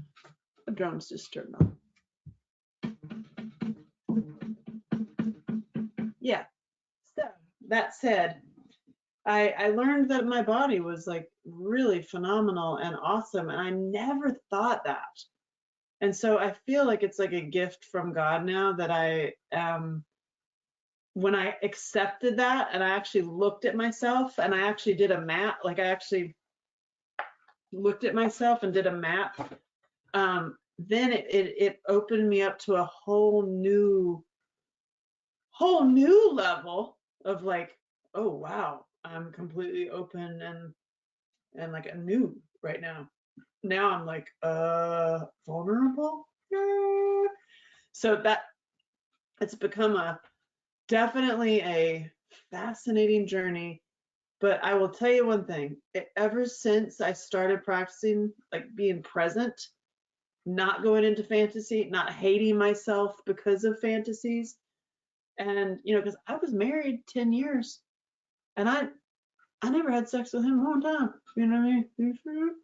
I mean, I had sex with him at least once a week for 10 years, but I was never present. Never. I was always thinking about somebody else, or just like, oh God, I can't stand you, And that is what I help other people with, And also another one that had Dawn, that just made me think about it, is a dear love of mine. Oh my God. Like I would still be with that guy if he was alive. He's dead, but he was impotent, and I was 23, and I just took it personally because I already had Excel spreadsheet, right? I wasn't chosen by my dad or my brother. I wasn't wanted. So if I'm with a dude who's impotent, then I really am not wanted, and you hate me, and I can't handle it. So I'm going to break up with you. And the truth of what happened is his sister was being raped by his dad, and she killed herself. Then his dad killed himself. Then his brother killed himself. So you can figure out what was happening in that house. He was not involved in any of that I ever knew about, that he ever told me, and he didn't kill it. Well, he did kill himself. He drank himself to death. He literally like drank. He pulled a leaving Las Vegas scenario. Like he genuinely drank himself to death, and he ended up dying after. This was after we broke up, but I broke up with him because he was impotent and because I took it personally. Now that I know what I know about trauma, I mean, we could have healed that easily, actually easily, and healed my own stuff, but I was too young. I was 23. And I just look back on that as like, oh, wow, if we can share this information, just like the impotence, the disconnection, the insecurities, all the unhealed trauma, it all shows up in the bedroom, or it doesn't, or it's like you're just flatlining in the bedroom, which is also like, why flatline? Why not, raise it to the next level? That it's a therapeutic spiritual experience, including with yourself, so that you practice, like, even if you're going to buzz the bean, you know what I mean? Instead of just a quick little, before you go to sleep, which is usually the case, that do it like a self massage, you know what I mean? Get your coconut oil out and your loot on yourself, and I'm gonna do it now.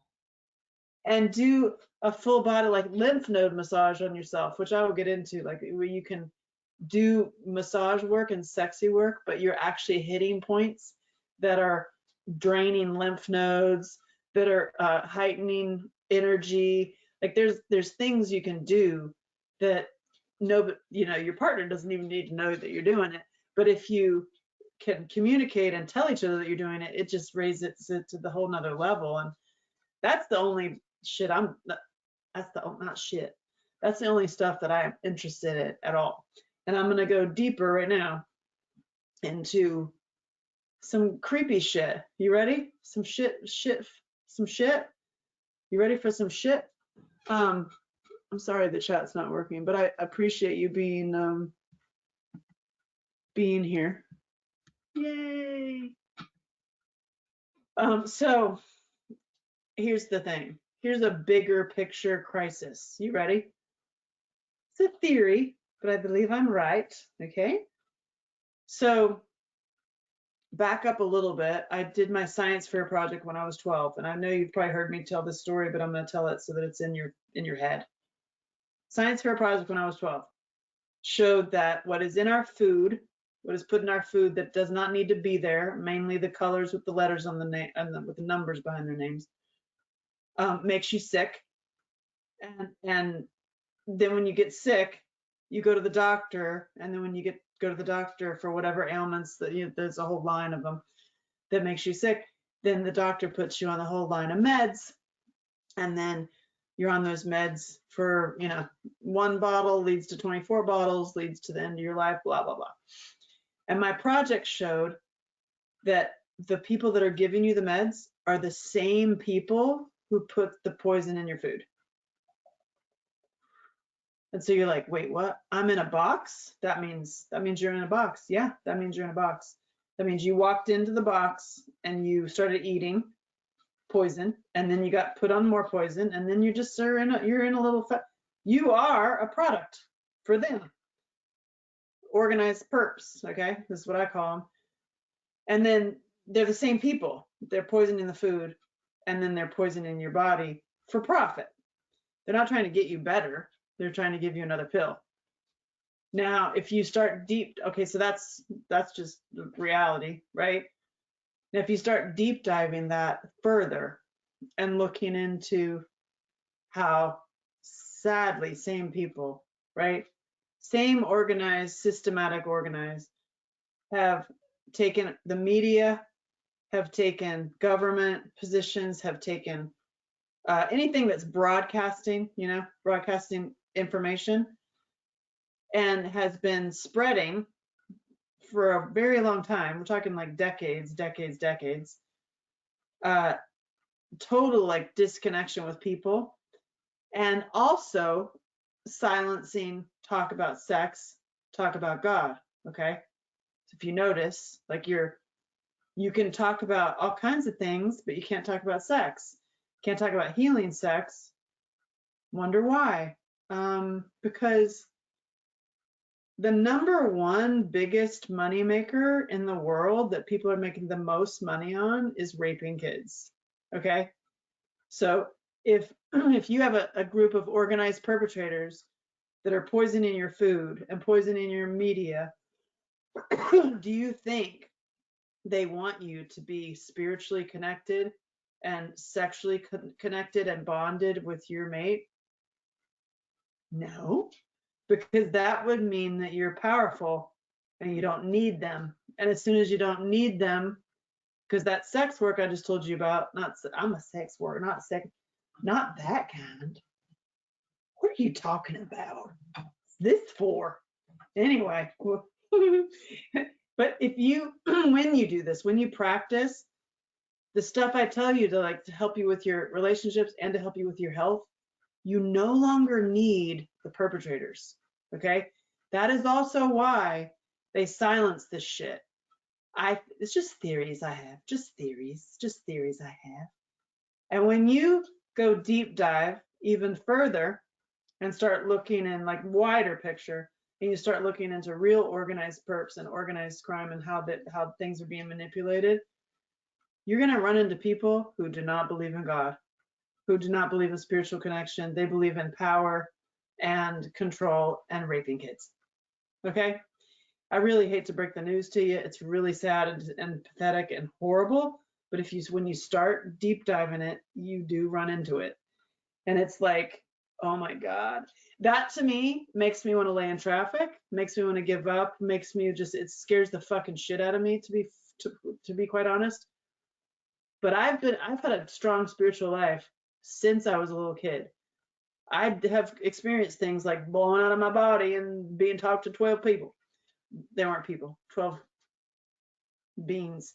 Beans, like lima beans? No, not lima beans, beans, okay? Now, when you have spiritual, like powerful spiritually connection, you become powerful. You become where you don't need them, okay? And you're like, wait, what? Yeah, you don't need them anymore. So that is why they want us to disconnect. That's why they want us to not know these things. And I'm like, fuck that shit. Oh, but wait, it gets worse. Speaking of fucking that shit. So remember I told you that I've traveled to every state and been down every highway and that I interview people about their sex lives? Remember I told you that? And remember I told you that I've heard everything? And well, I open myself to I still will listen to people's stories, but listen, girl, listen, I have heard it. Okay, I've heard it. Way too many times have I heard this particular story about people who are CIA, FBI, the three-letter agencies, and high up in the military, okay? Eating shit.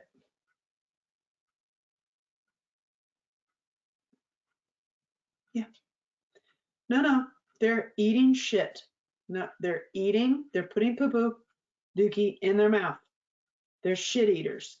So these are talking, we're talking ridiculously rich people, ridiculously connected people, ridiculously powerful people are shit eaters. They're shit eaters. And what I mean by that is they literally are eating shit. And I'm not joking with you. You're like, what are you talking about? Okay, listen. There's this thing, this kink that they do. I've never done it, nor would I, but I know people who've had to participate and also who have had lovers that insist on this shit. There's a glass table, right? And they're laying under it, and then the girl poops and they watch it. That's level one. Level one, strike one. Listen, I like getting fingered in the back of the car. I don't know what the fuck is going on with people getting shit in their face. No, they want to watch poo-poo come out of your butt, right? Okay, I've never done this. No, would I? And next level is they want you to poop inside. That's shitty. I mean, what'd you say? I'm not lying here. And okay, I was talking to another. There's more than one, y'all. This is the thing. You're just, so I'm just putting this in your head to give you some power in your own life. It's just like when you find out about how creepy and weird celebrities are in Hollywood, and people like put those celebrities on pedestals, and you're like, listen, your life with your backyard barbecue going is supremely awesome compared to the weird shit's going on in that house. Trust me. And now I'm telling you another one. Mega wealthy, powerful people are having dookie in their mouth. That is how disconnected from spirit and from self that they are. Okay? There are another woman who's married to, he was CIA. He wanted her to dookie in his mouth. He wanted her to dookie in his mouth. Could you imagine that conversation? I'd be like, listen, you don't want all this. So she wouldn't do it. So he started going to Walmart. What'd you say? I'm not lying. Going to Walmart and paying people to poop in his mouth. What the fuck is happening right now? This is the level of the deviance and the shitty behavior out there. I'm telling you, I will tell you all the story. I haven't even touched upon it. And I knew, like, look, we only got 30 more minutes.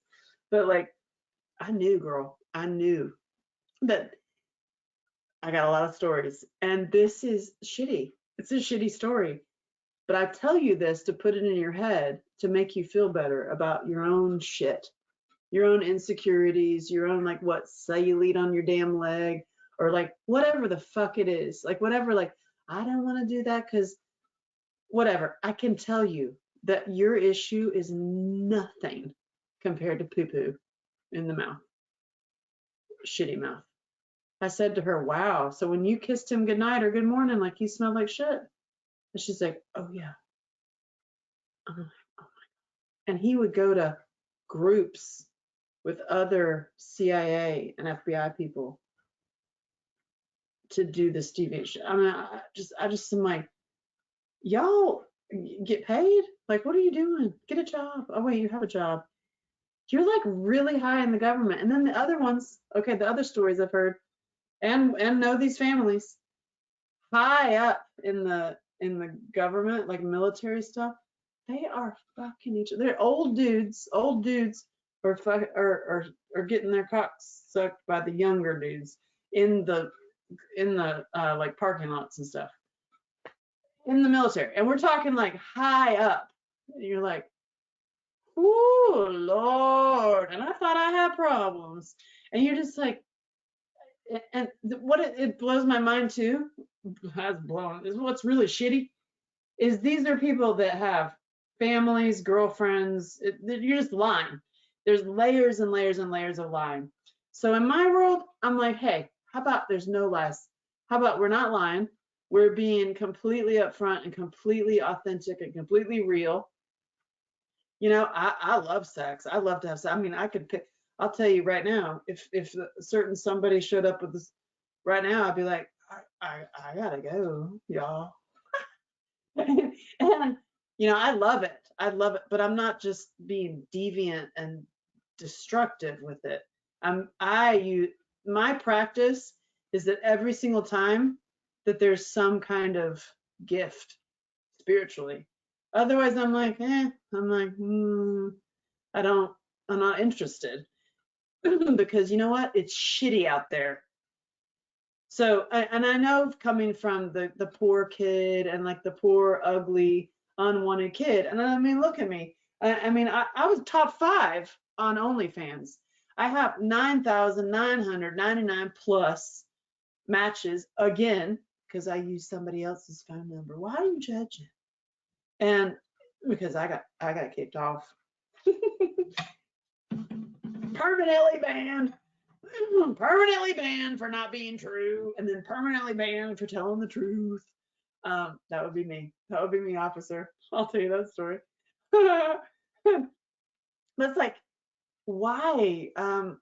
Okay, just we're getting banned and shutting ourselves down. I'm not even saying that. We did in the past shut ourselves down and got locked in our, like, I mean, I know many of you have had the stories of like where it was your daddy or your mom or your uncle or your grandpa or whatever, and all that just fucked with your head, that you took on what they said and did. So just like, it's done. We're taking it away. It's done. It's done. Just remove it. It was just, you got the wrong information. You had the wrong textbook. You had the wrong sexual education. It was wrong. That's why I'm like, this should be called Pricked, because it's about every prick I ever saw in my life. And I got stories, y'all. But the real crux, the real like reason I'm doing this is the spiritual side. So it's like, I'm kind of taking you to church, whatever church that is for you, because it's certainly not any kind of like particular church you have to go to. I mean, church of the heart and church with connection, because it's like, anytime somebody even in church says, well, you have to do it this way, I'm like, I'm not playing. I'm like, I'm doing it present moment style and highest connection style possible. Legit. Over there. So because the world is shitty. And if you think about it, okay, the world is shitty and it's completely brainwashed and manipulated and programmed. I mean, we have been taken over. If you don't realize that, we have been taken over by people that are not connected at all, and they're shitty. They're shitty people and eating shit, doing really shitty things. And so I understand it can be really, really daunting, especially like you turn on your TV and it's depressing. The news is depressing. The realities of the world is depressing. But I'm just giving you a little, if you just widen up and looking for a wider lens at the manipulation that's happening, that is being perpetuated and controlled by people who have no connection spiritually. So much so that they're shitty. Okay. And that is who we're battling. Doesn't that make you feel a little bit more powerful? Because all you have to do is get better in your own life, get better in your physical body, which, I mean, I can tell you all my tricks, get better in your relationships and your spiritual self. And let me tell you, there's more of us than there are of them. There are way more of us than there are of them, as far as the manipulated, like creepy weirdos. And when we wake up and see that, oh, you can actually like cut them off by how you're spending your money. So like, number one, like where you're spending your money, where you're spending your time, where you're spending your spiritual connection. And I believe, I know it sounds corny and I don't give a fuck, but if we really start to hone in on our own high connection, because let me tell you something, once you turn on this to a spiritual, like, it's like, it doesn't stop. It's like you need to just be like making shit or something. That's also why I think I work so much and I'm so prolific, is because I have like a super high like energy. And if you go to the doctor or what, they're like, oh, you got too much energy. You're gonna be like, ADHD or something. We need to put you on meds. And really, it's like, why don't you put me on one of those things where you can monitor meditations? How about that? I did that once. It was amazing. Where they put you up with and I made brain paint and made the brain. Actually, that's gonna be one of the pieces of my sleeve tattoo, is the thing that my brain made on meditation. It was amazing. It was like, wow, that's so beautiful. So I say that to give you some gumption, some like gold, juicy feeling in your own life, that it's your relationships, it's your health, it's your relationship with yourself. Just that energetically combats and you become a fucking warrior, really, against these very shitty people. Very shitty. Because I don't know about you, but when I start thinking about the reality of perps and organized perps, it scares me. It makes me really like nervous. But when I think about them eating shit and not believing in God at all, and like not having any spiritual connection at all, they're actually shit eaters. That makes it so much easier in my mind on the game of chess that we are playing here. Does that make sense? It's like, huh, wow, you're really shitty. I no longer am like super afraid of you. Like, I think you're really shitty. Granted, a lot of these people are so, so, so crazy rich. It's so fascinating. I don't want to say bad things about rich people because it's like I know many rich people who got their riches from saving lives and stuff. So it's like I don't want to be like rich people suck because that's not true at all. I'm incredibly rich because I know you. So let me tell you about this time I got pulled over when I had a sex toy in me. Yeah. So there's these little balls, these two little balls that you put in you to practice pulling your muscles, right? So you can put these little balls in there and like you can all the things that you can do while nobody else can see what you're doing. You can just clench your kegels and like pull them up to like practice and then do that with a penis, dude. That's fun. They're like, so, it takes practice. So I had to, listen, I'm no expert because so I had these balls, these two little balls in me. They're like heavy. And I'm starting to freak out. I'm driving down the highway. I have a box of sex toys right behind me that it's open because I just did my cooking show where I did commercials for sex toys. So I was given all, so I literally have a box of sex toys. And I've got these little balls in me. And I'm like, I start freaking out because I'm like, these are aluminum, they metal. I'm like, this feels weird. I should not have this in me.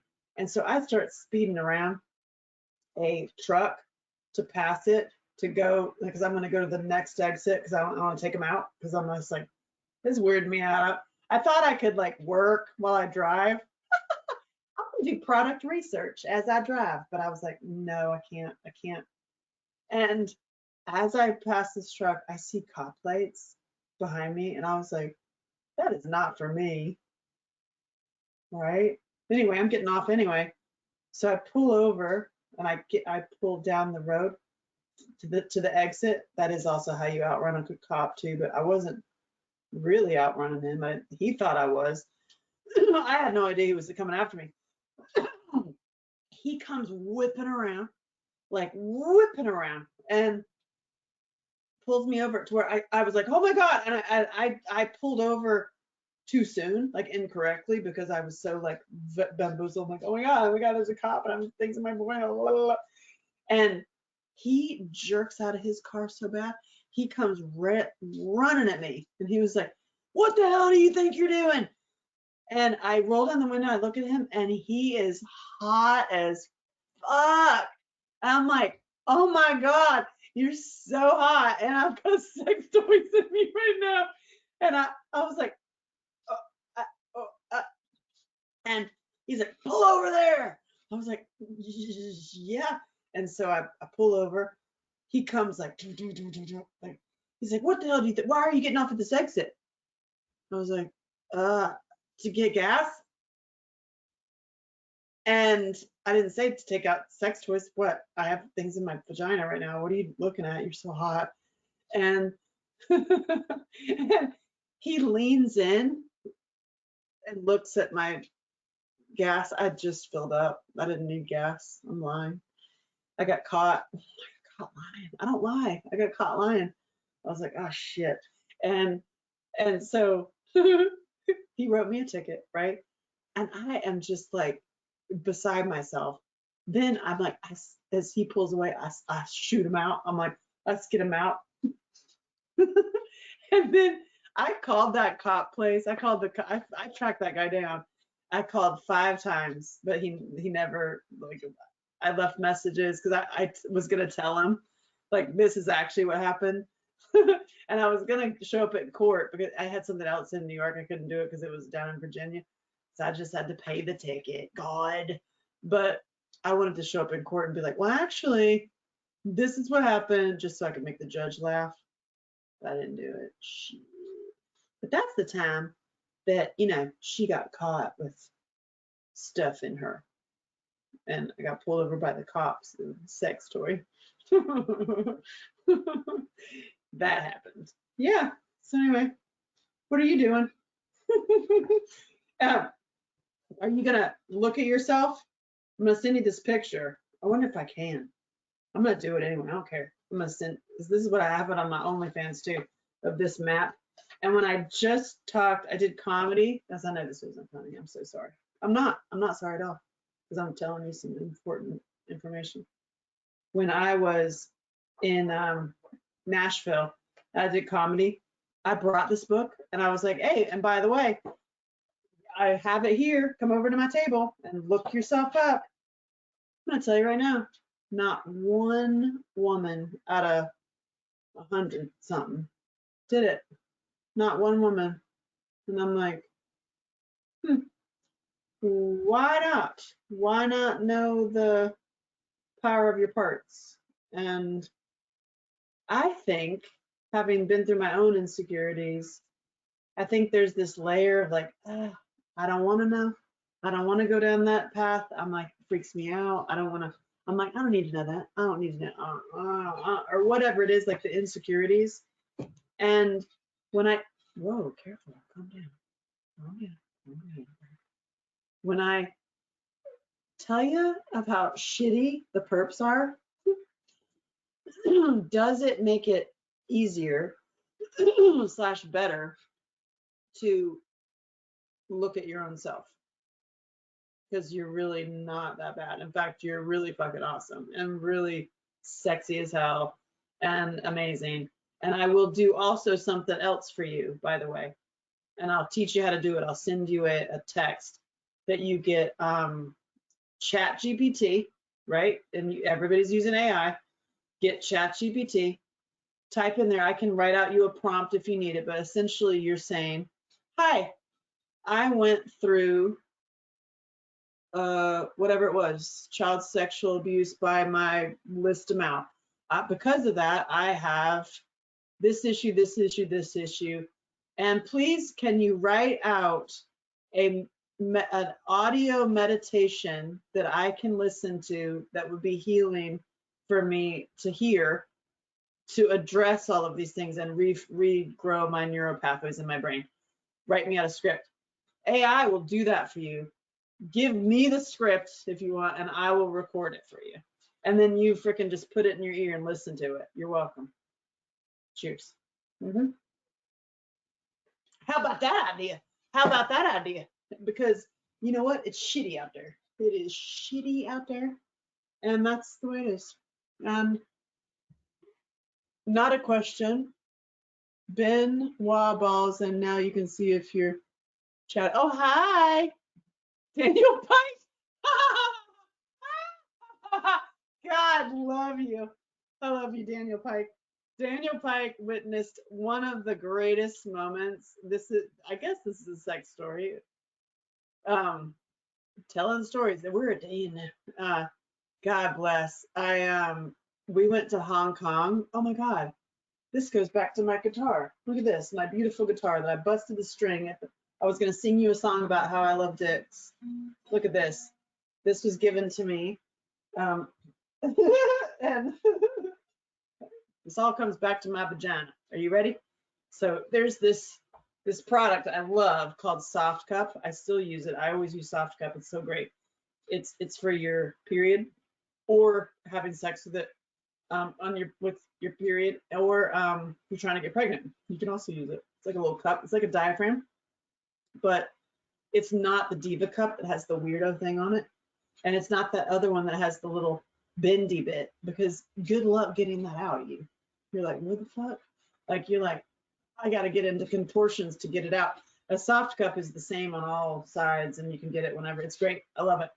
So we were going to China. I got invited to go to Hong Kong and mainland China to do events for the Soft Cup. I was like, oh, fuck yeah, I love this product.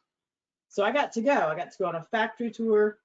And then I got, and I love soft cup too, because I'm like, it smells nice. I think that you should, ladies, it should also get into smelling yourself and like really like smelling yourself from a chef's nose, you know? Just want to put in your head. Like sometimes on certain monthly time, you're like, if you just close your eyes, you're like, it's blackberries and meat and burnt honey. It's actually great. It's like unbelievable great.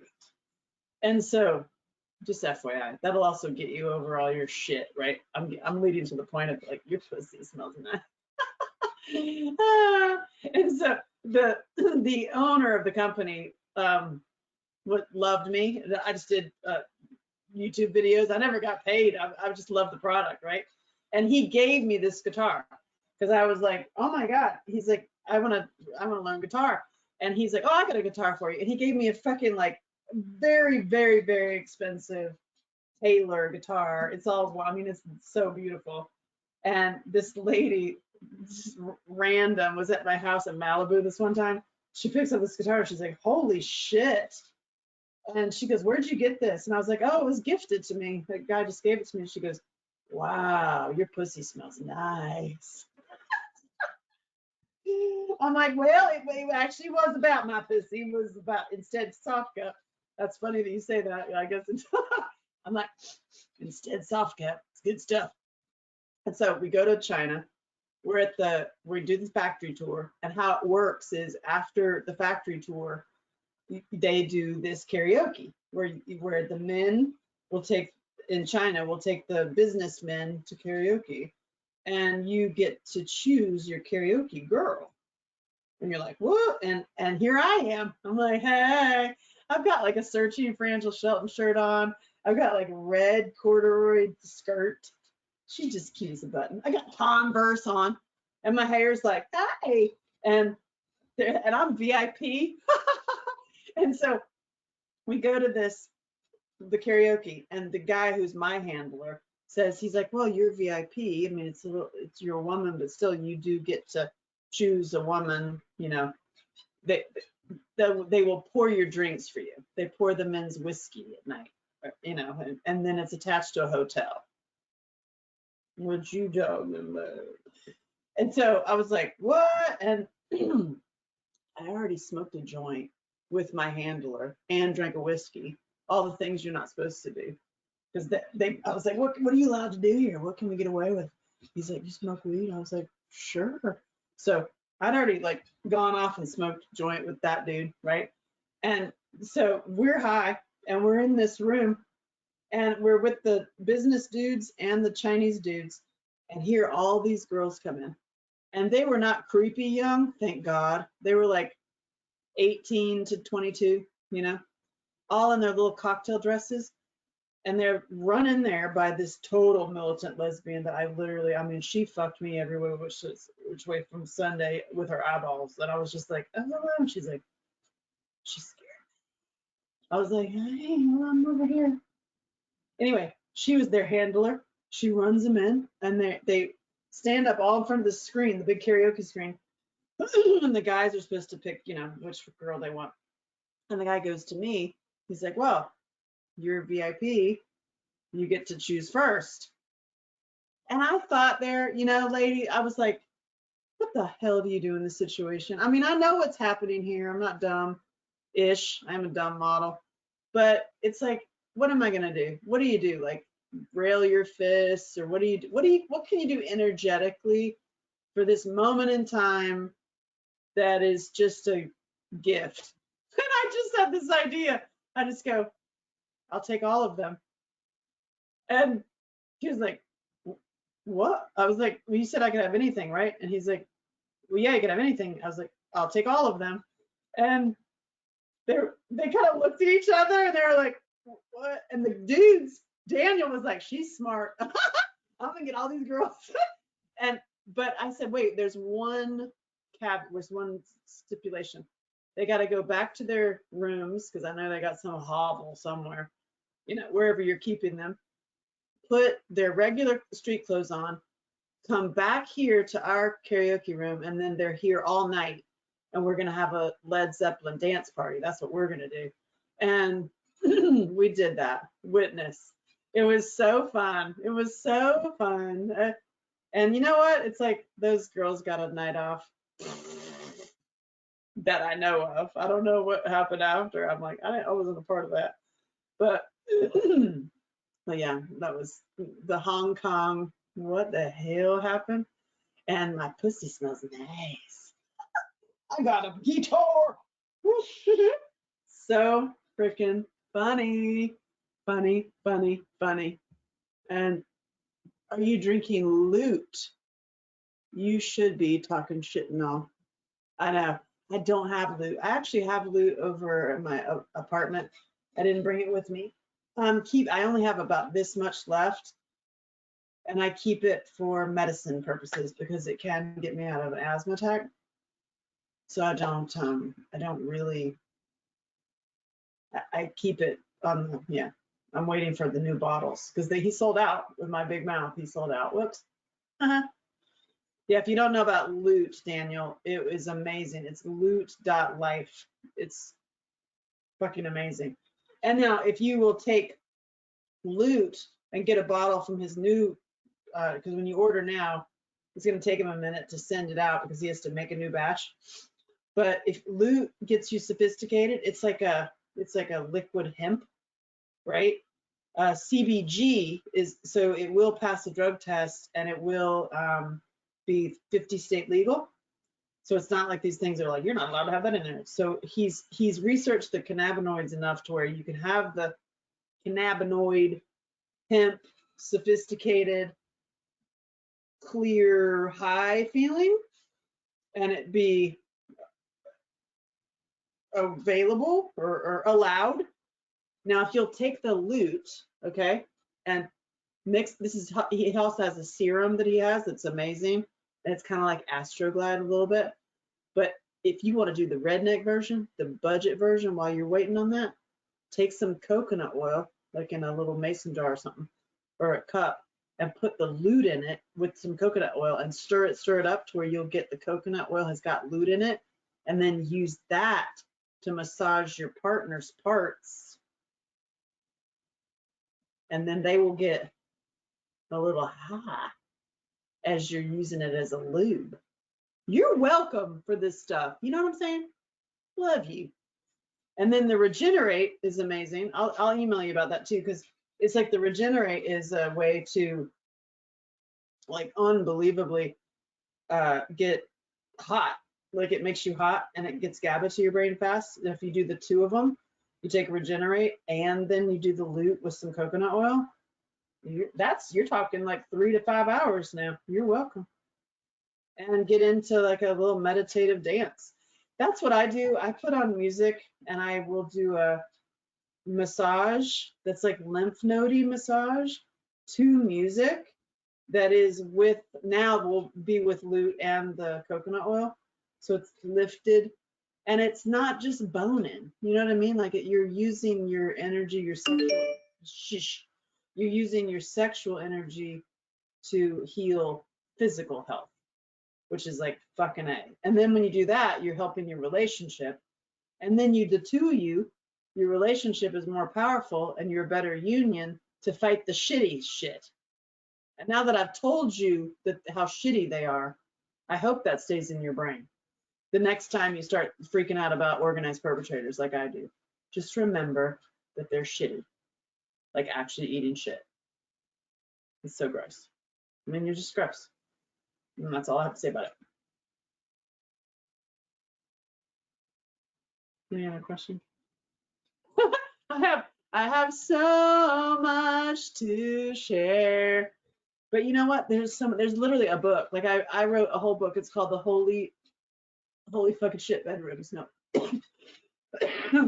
Holy Bedroom Survival Manual. And how you can use what I told you today about the getting over the flashbacks and the insecurities. And there's a whole bunch of things I've discovered with being present, really. And so I have it all outlined in a book that I'm close. I think I'll have it ready to send you by November 5th. And I was going to start doing these and actually performing and like doing with my unicycle and stuff in November 5th in London. And I come to think about it, it's like, it is kind of like a webinar series. Like because my visual that I want to do for my prick show is really like taking the information and putting it into text that you read with really beautiful visuals that are actually like, because there are visuals now, because they didn't have this technology back when I first wrote this many, many years ago in 2001. Because what I had this concept to write this whole show, but this is you and me talking. But right after that experience in 2001, when I had the experience with the 12, when I sat up and I was like, holy shit, no wonder we like sex so much. I had this whole like vision of kind of like I've done many books and screenplays and stuff, when you have just the whole thing comes to you in one thing. I had this whole vision of like, oh my God, it's an education. It's a sex education, but redoing our sex education because we didn't get it. And it's holy shit. It's holy fucking shit. Not shitty, but holy. And when you teach that and you do it where, and I had it mapped out back in the day in 2001, and when I actually tried to make it in a theater, and they were like, what I wanted to do didn't exist yet, and now it does, and some. And so it's like the visuals that you watch, you can retrain your neural pathways in your brain. It can be like an opposite brainwashing. And then when you read the text and also hear the music, and the music can have certain tones of the music can be totally healing and can actually like heal your brain. And it's like you have all three, you have all the tactile things, like, and the audio, visual, and then tactile. My daughter, who's brilliant, has like developed this idea. We haven't actually developed it. I mapped it out and the whole business plan and everything for her, but she had this idea of something that you could touch. And I was like, oh my God, that's amazing. That brings it to full circle, full touch. And to have this, it's like a pillow sort of, that is an anxiety pillow, but it's just next level. It's like raised it up a notch. And so there you get your tactile, you have your audio, you have your visuals, and then you just change your fucking brains. Like, let's change our brains. Because, and I'm sorry to curse, my aunt was in here, she'd be like, I loved your talk with the men in Greece. That was one of the best talks I've ever seen. But she did not curse, and you looked pretty. So I'm like, listen, there's people eating fucking shit, okay? There's, oh God, what the hell's that? So so I apologize if I'm cursing. But the reason I'm sharing this is so that we collectively together raise our sex lives and our spiritual lives, because it's one and the same when it's coming from a higher place. Based on all my experiences, this higher place, it is completely a spiritual connection. And when you do that in your own home, in your own life, and you're healing your body and your relationships, you actually are energetically combating the bullshit. Because energetically, we're raising up and raising at the same level while we're being totally manipulated and controlled and brainwashed and taken over. I mean, our country is I mean, if anybody has noticed, truly. And it's going to take people being really tightly bonded, being really authentic, being really together, and bettering our health and our relationships and just living a better life. And sometimes we do have to rewrite the whole damn story, just like your Excel spreadsheet. Like, your life is an Excel spreadsheet. What's the equation look like? How are you going to change the equation? I mean, I've done it in my own life, and I'm certainly not there. Like, I have many other things I want to do in my life. I mean, I have, and I openly tell how I have surpassed many things so that you can take whatever I said and apply it to your life. That's my whole shit. That's what I do. And I have so many funny stories that I will clip together and do like funny bits. But this is a little bit of a trick. It was. I warned you it wasn't gonna be funny because I'm having a deeper conversation, and the conversation is a spiritual conversation. And sometimes out in public, you're gonna get shit for that because there's shitty people eating shit. I mean, there's that. But we are more powerful when we come from a powerful, connected place. Agreed? I hope that is like resonated with you and you got like, think about it. Was that funny? It wasn't funny. Damn it, I told you. I did. I did tell you what.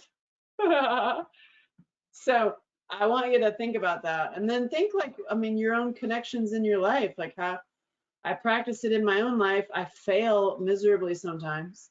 You know, I get like super triggered with my own shit. Now it's just different that I'm like, okay, I can see where I'm triggered. I mean, you know, the dude who gets to sleep with me gets novels written to him. I mean, you're welcome. What else you want to know? You want another story? Quit. We'll do it next time. My back hurts. I've been sitting on a chair. You know what I need to get? I need to get fucked. Oh, wouldn't it be fun? Just to order it up. Listen, this is what needs to happen. It's on the schedule. Full body massage and a good boning is good for the body and the soul. Yeah, it is. And I will tell you next time, there's a lot of things you can do with each other. I want to like map out the steps. I thought I was going to have a techie here, but you know how many times I have been offered a slave? Do you know how many times I have been offered a slave? And people think I'm a dom and they want to be my slave. I cannot tell you how many. They want collars. They want jobs. I mean, I jokingly have a whip, and if I show it, they're gonna be, oh. It's all bullshit. There's no slave showing up. I'm like, you want to be my slave? Like, what the fuck? I was like, get a job. I was like, how about this idea? Come over and clean the house. You could do that. Or, you know, do this whole techie setup. No, they don't. They just don't do it because they're slaves. No, I don't want slaves. But I did think, I was like, I had so many ask me that and so many offer that was like, I called them on it, like called them on their bullshit, and it's bullshit. It's not, there's no slave here. And I just couldn't live with myself unless I wrote a book about it. I had to write like how the Southern white girl from the mountains learned to be a slave owner. Then she got canceled because she said that. Ah! Oh God, people are so dumb. Isn't it fun? I love everybody. It's just fun. All right, y'all. Well, you got any questions? Oh my gosh. Sitting on a stool hurts your back. And you know what back is? Anger. What am I angry about? I don't know. Shitty eating perps that are controlling things. That makes me know. Oh, side note, did you know that you can have an orgasm through booby sucking? Yeah, I can. You know how? If the whole, like as much in the mouth as possible and like suck like you're eating. Like, and it's actually really therapeutic for a dude too. If you let a dude do that and then tell him affirmations, like say, you're such a good boy, or some guys don't like that. But like just say what you love about them and that you're proud about them. It is like, talk about some healing, and do it for each other. I don't know if you but yeah, being held in a lap, you know, by a dude who's got your ass and your head. It's a great like combo of like you're protected and you're sexy at the same time, and being told good things about yourself. That's a great meditation too. Well, fun thing you can do as couples. You're welcome. I have a whole book about it. I do. Shit. But right now, pick a number between 1 and 10. Oh God, ready? Pick a number between 1 and 10s. Oh. Is it even working? It's the questions work with it. Ready? That was 5. 6 is a real winner. 4 and 6 are just quick. Daniel, during my lives on TikTok now, whenever anybody's misbehaving, we have them ask number between 1 and 10, and you just pick a number and you're gonna get something. That's what you get. Oh man, tight. Okay. Oof. By the way, hey, look at this. I mean, damn. I'm happy. I'm happy, and I know it. Yes, yes, yes. I love you. Anyway, all right, y'all. You got any more questions? Or this is funny. It's like, you know what? I have so many stories about my grandmother and sex. It's not true. This was my, how do we begin this conversation? Well, I'm going to begin this conversation with the end of the conversation. And the end of the conversation is the spiritual conversation. So, I'm dickmatized. I've never seen one quite that nice. Meet me at the top of the bleachers or underneath the stands. I'll go anywhere with you, baby, 'cause you're my kind of man. Don't need to tell you all of my secrets, just so that you understand the reason I'm so addicted to that impossible man. 'Cause I'm dickmatized, never seen one quite that nice. I can't believe what's before my eyes. I'm dickmatized. Oh, I forgot this one. Even jumps at the sound of my voice. He's better than any goddamn toy. Don't say goddamn. He's better than any toy. I'm dickmatized. I lost a string. It's like going blind. It's like going blind, seeing one of a kind. I'm dickmatized. Dickmatized. That's how I'm gonna end this. Dickmatized. I actually am not totally dickmatized. I do get dickmatized. Like I am like when he has like an amazing like cock. I am actually, you have my full attention, 5,000%. But for me personally, you didn't ask, but I'll just tell you, yeah, it's not about that. It's about the full experience.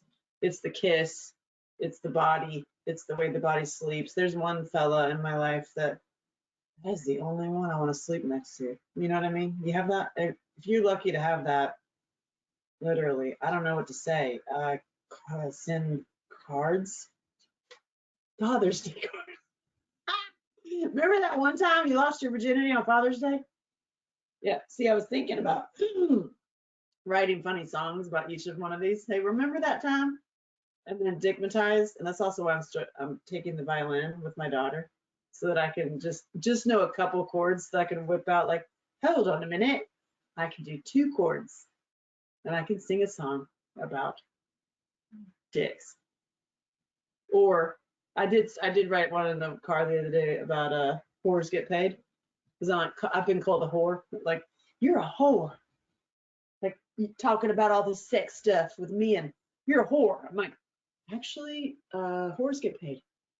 Whores get paid. So I'm like, and that's another thing. The guys tell me all their deepest, darkest secrets of what they want to say and do.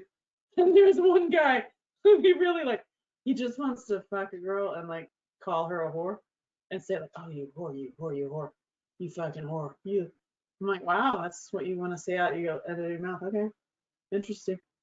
And then I think, I don't share this, but in my head, I was like, and whores get paid. I would be thinking like, wow, your wife would be like, oh, cha-ching, cha-ching, cha-ching. When you want to say that to her, does she also get paid? Because, I mean, is that fun? It goes back to that human resources suggestion I have. Oh, God. We could fix problems in the world. Just fix the human resources problem. And stop kidnapping people. Stop hurting people. Just put out an ad. Because there's somebody that likes it. There's somebody that likes your shit. Just put out an ad. So gross. I mean, I'm so glad that I don't eat shit. I am so glad. It puts a whole nother meaning to eat shit when you say that to somebody, right? Have you ever said, that's not something that I say, but the eating shit is like, yeah, I hope you heard that story, Daniel. That was a rough one. Oh yeah, Daniel, I'll send you this that you can pick your own self, and also get this book. It's great. This is the only way I date now. I'm like, so which one are you? and then find out which one are you? The Ways of the Kwadoshka. This is a fabulous book, by the way. Anyway, y'all, I love you. I'm gonna go stretch my back because it's tight. God dang, man. And that was fun. Did you have fun?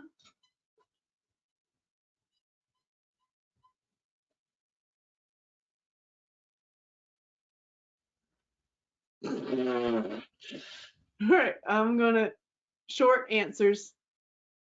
I love all y'all. We'll figure it out. I might have to get the freaking loot. Not loot, the what's the other thing that's on here? Zoom. Terrible. I don't even know how to click out of here. I'll just go bye. Bye, y'all. Let's just see if it works. I love you.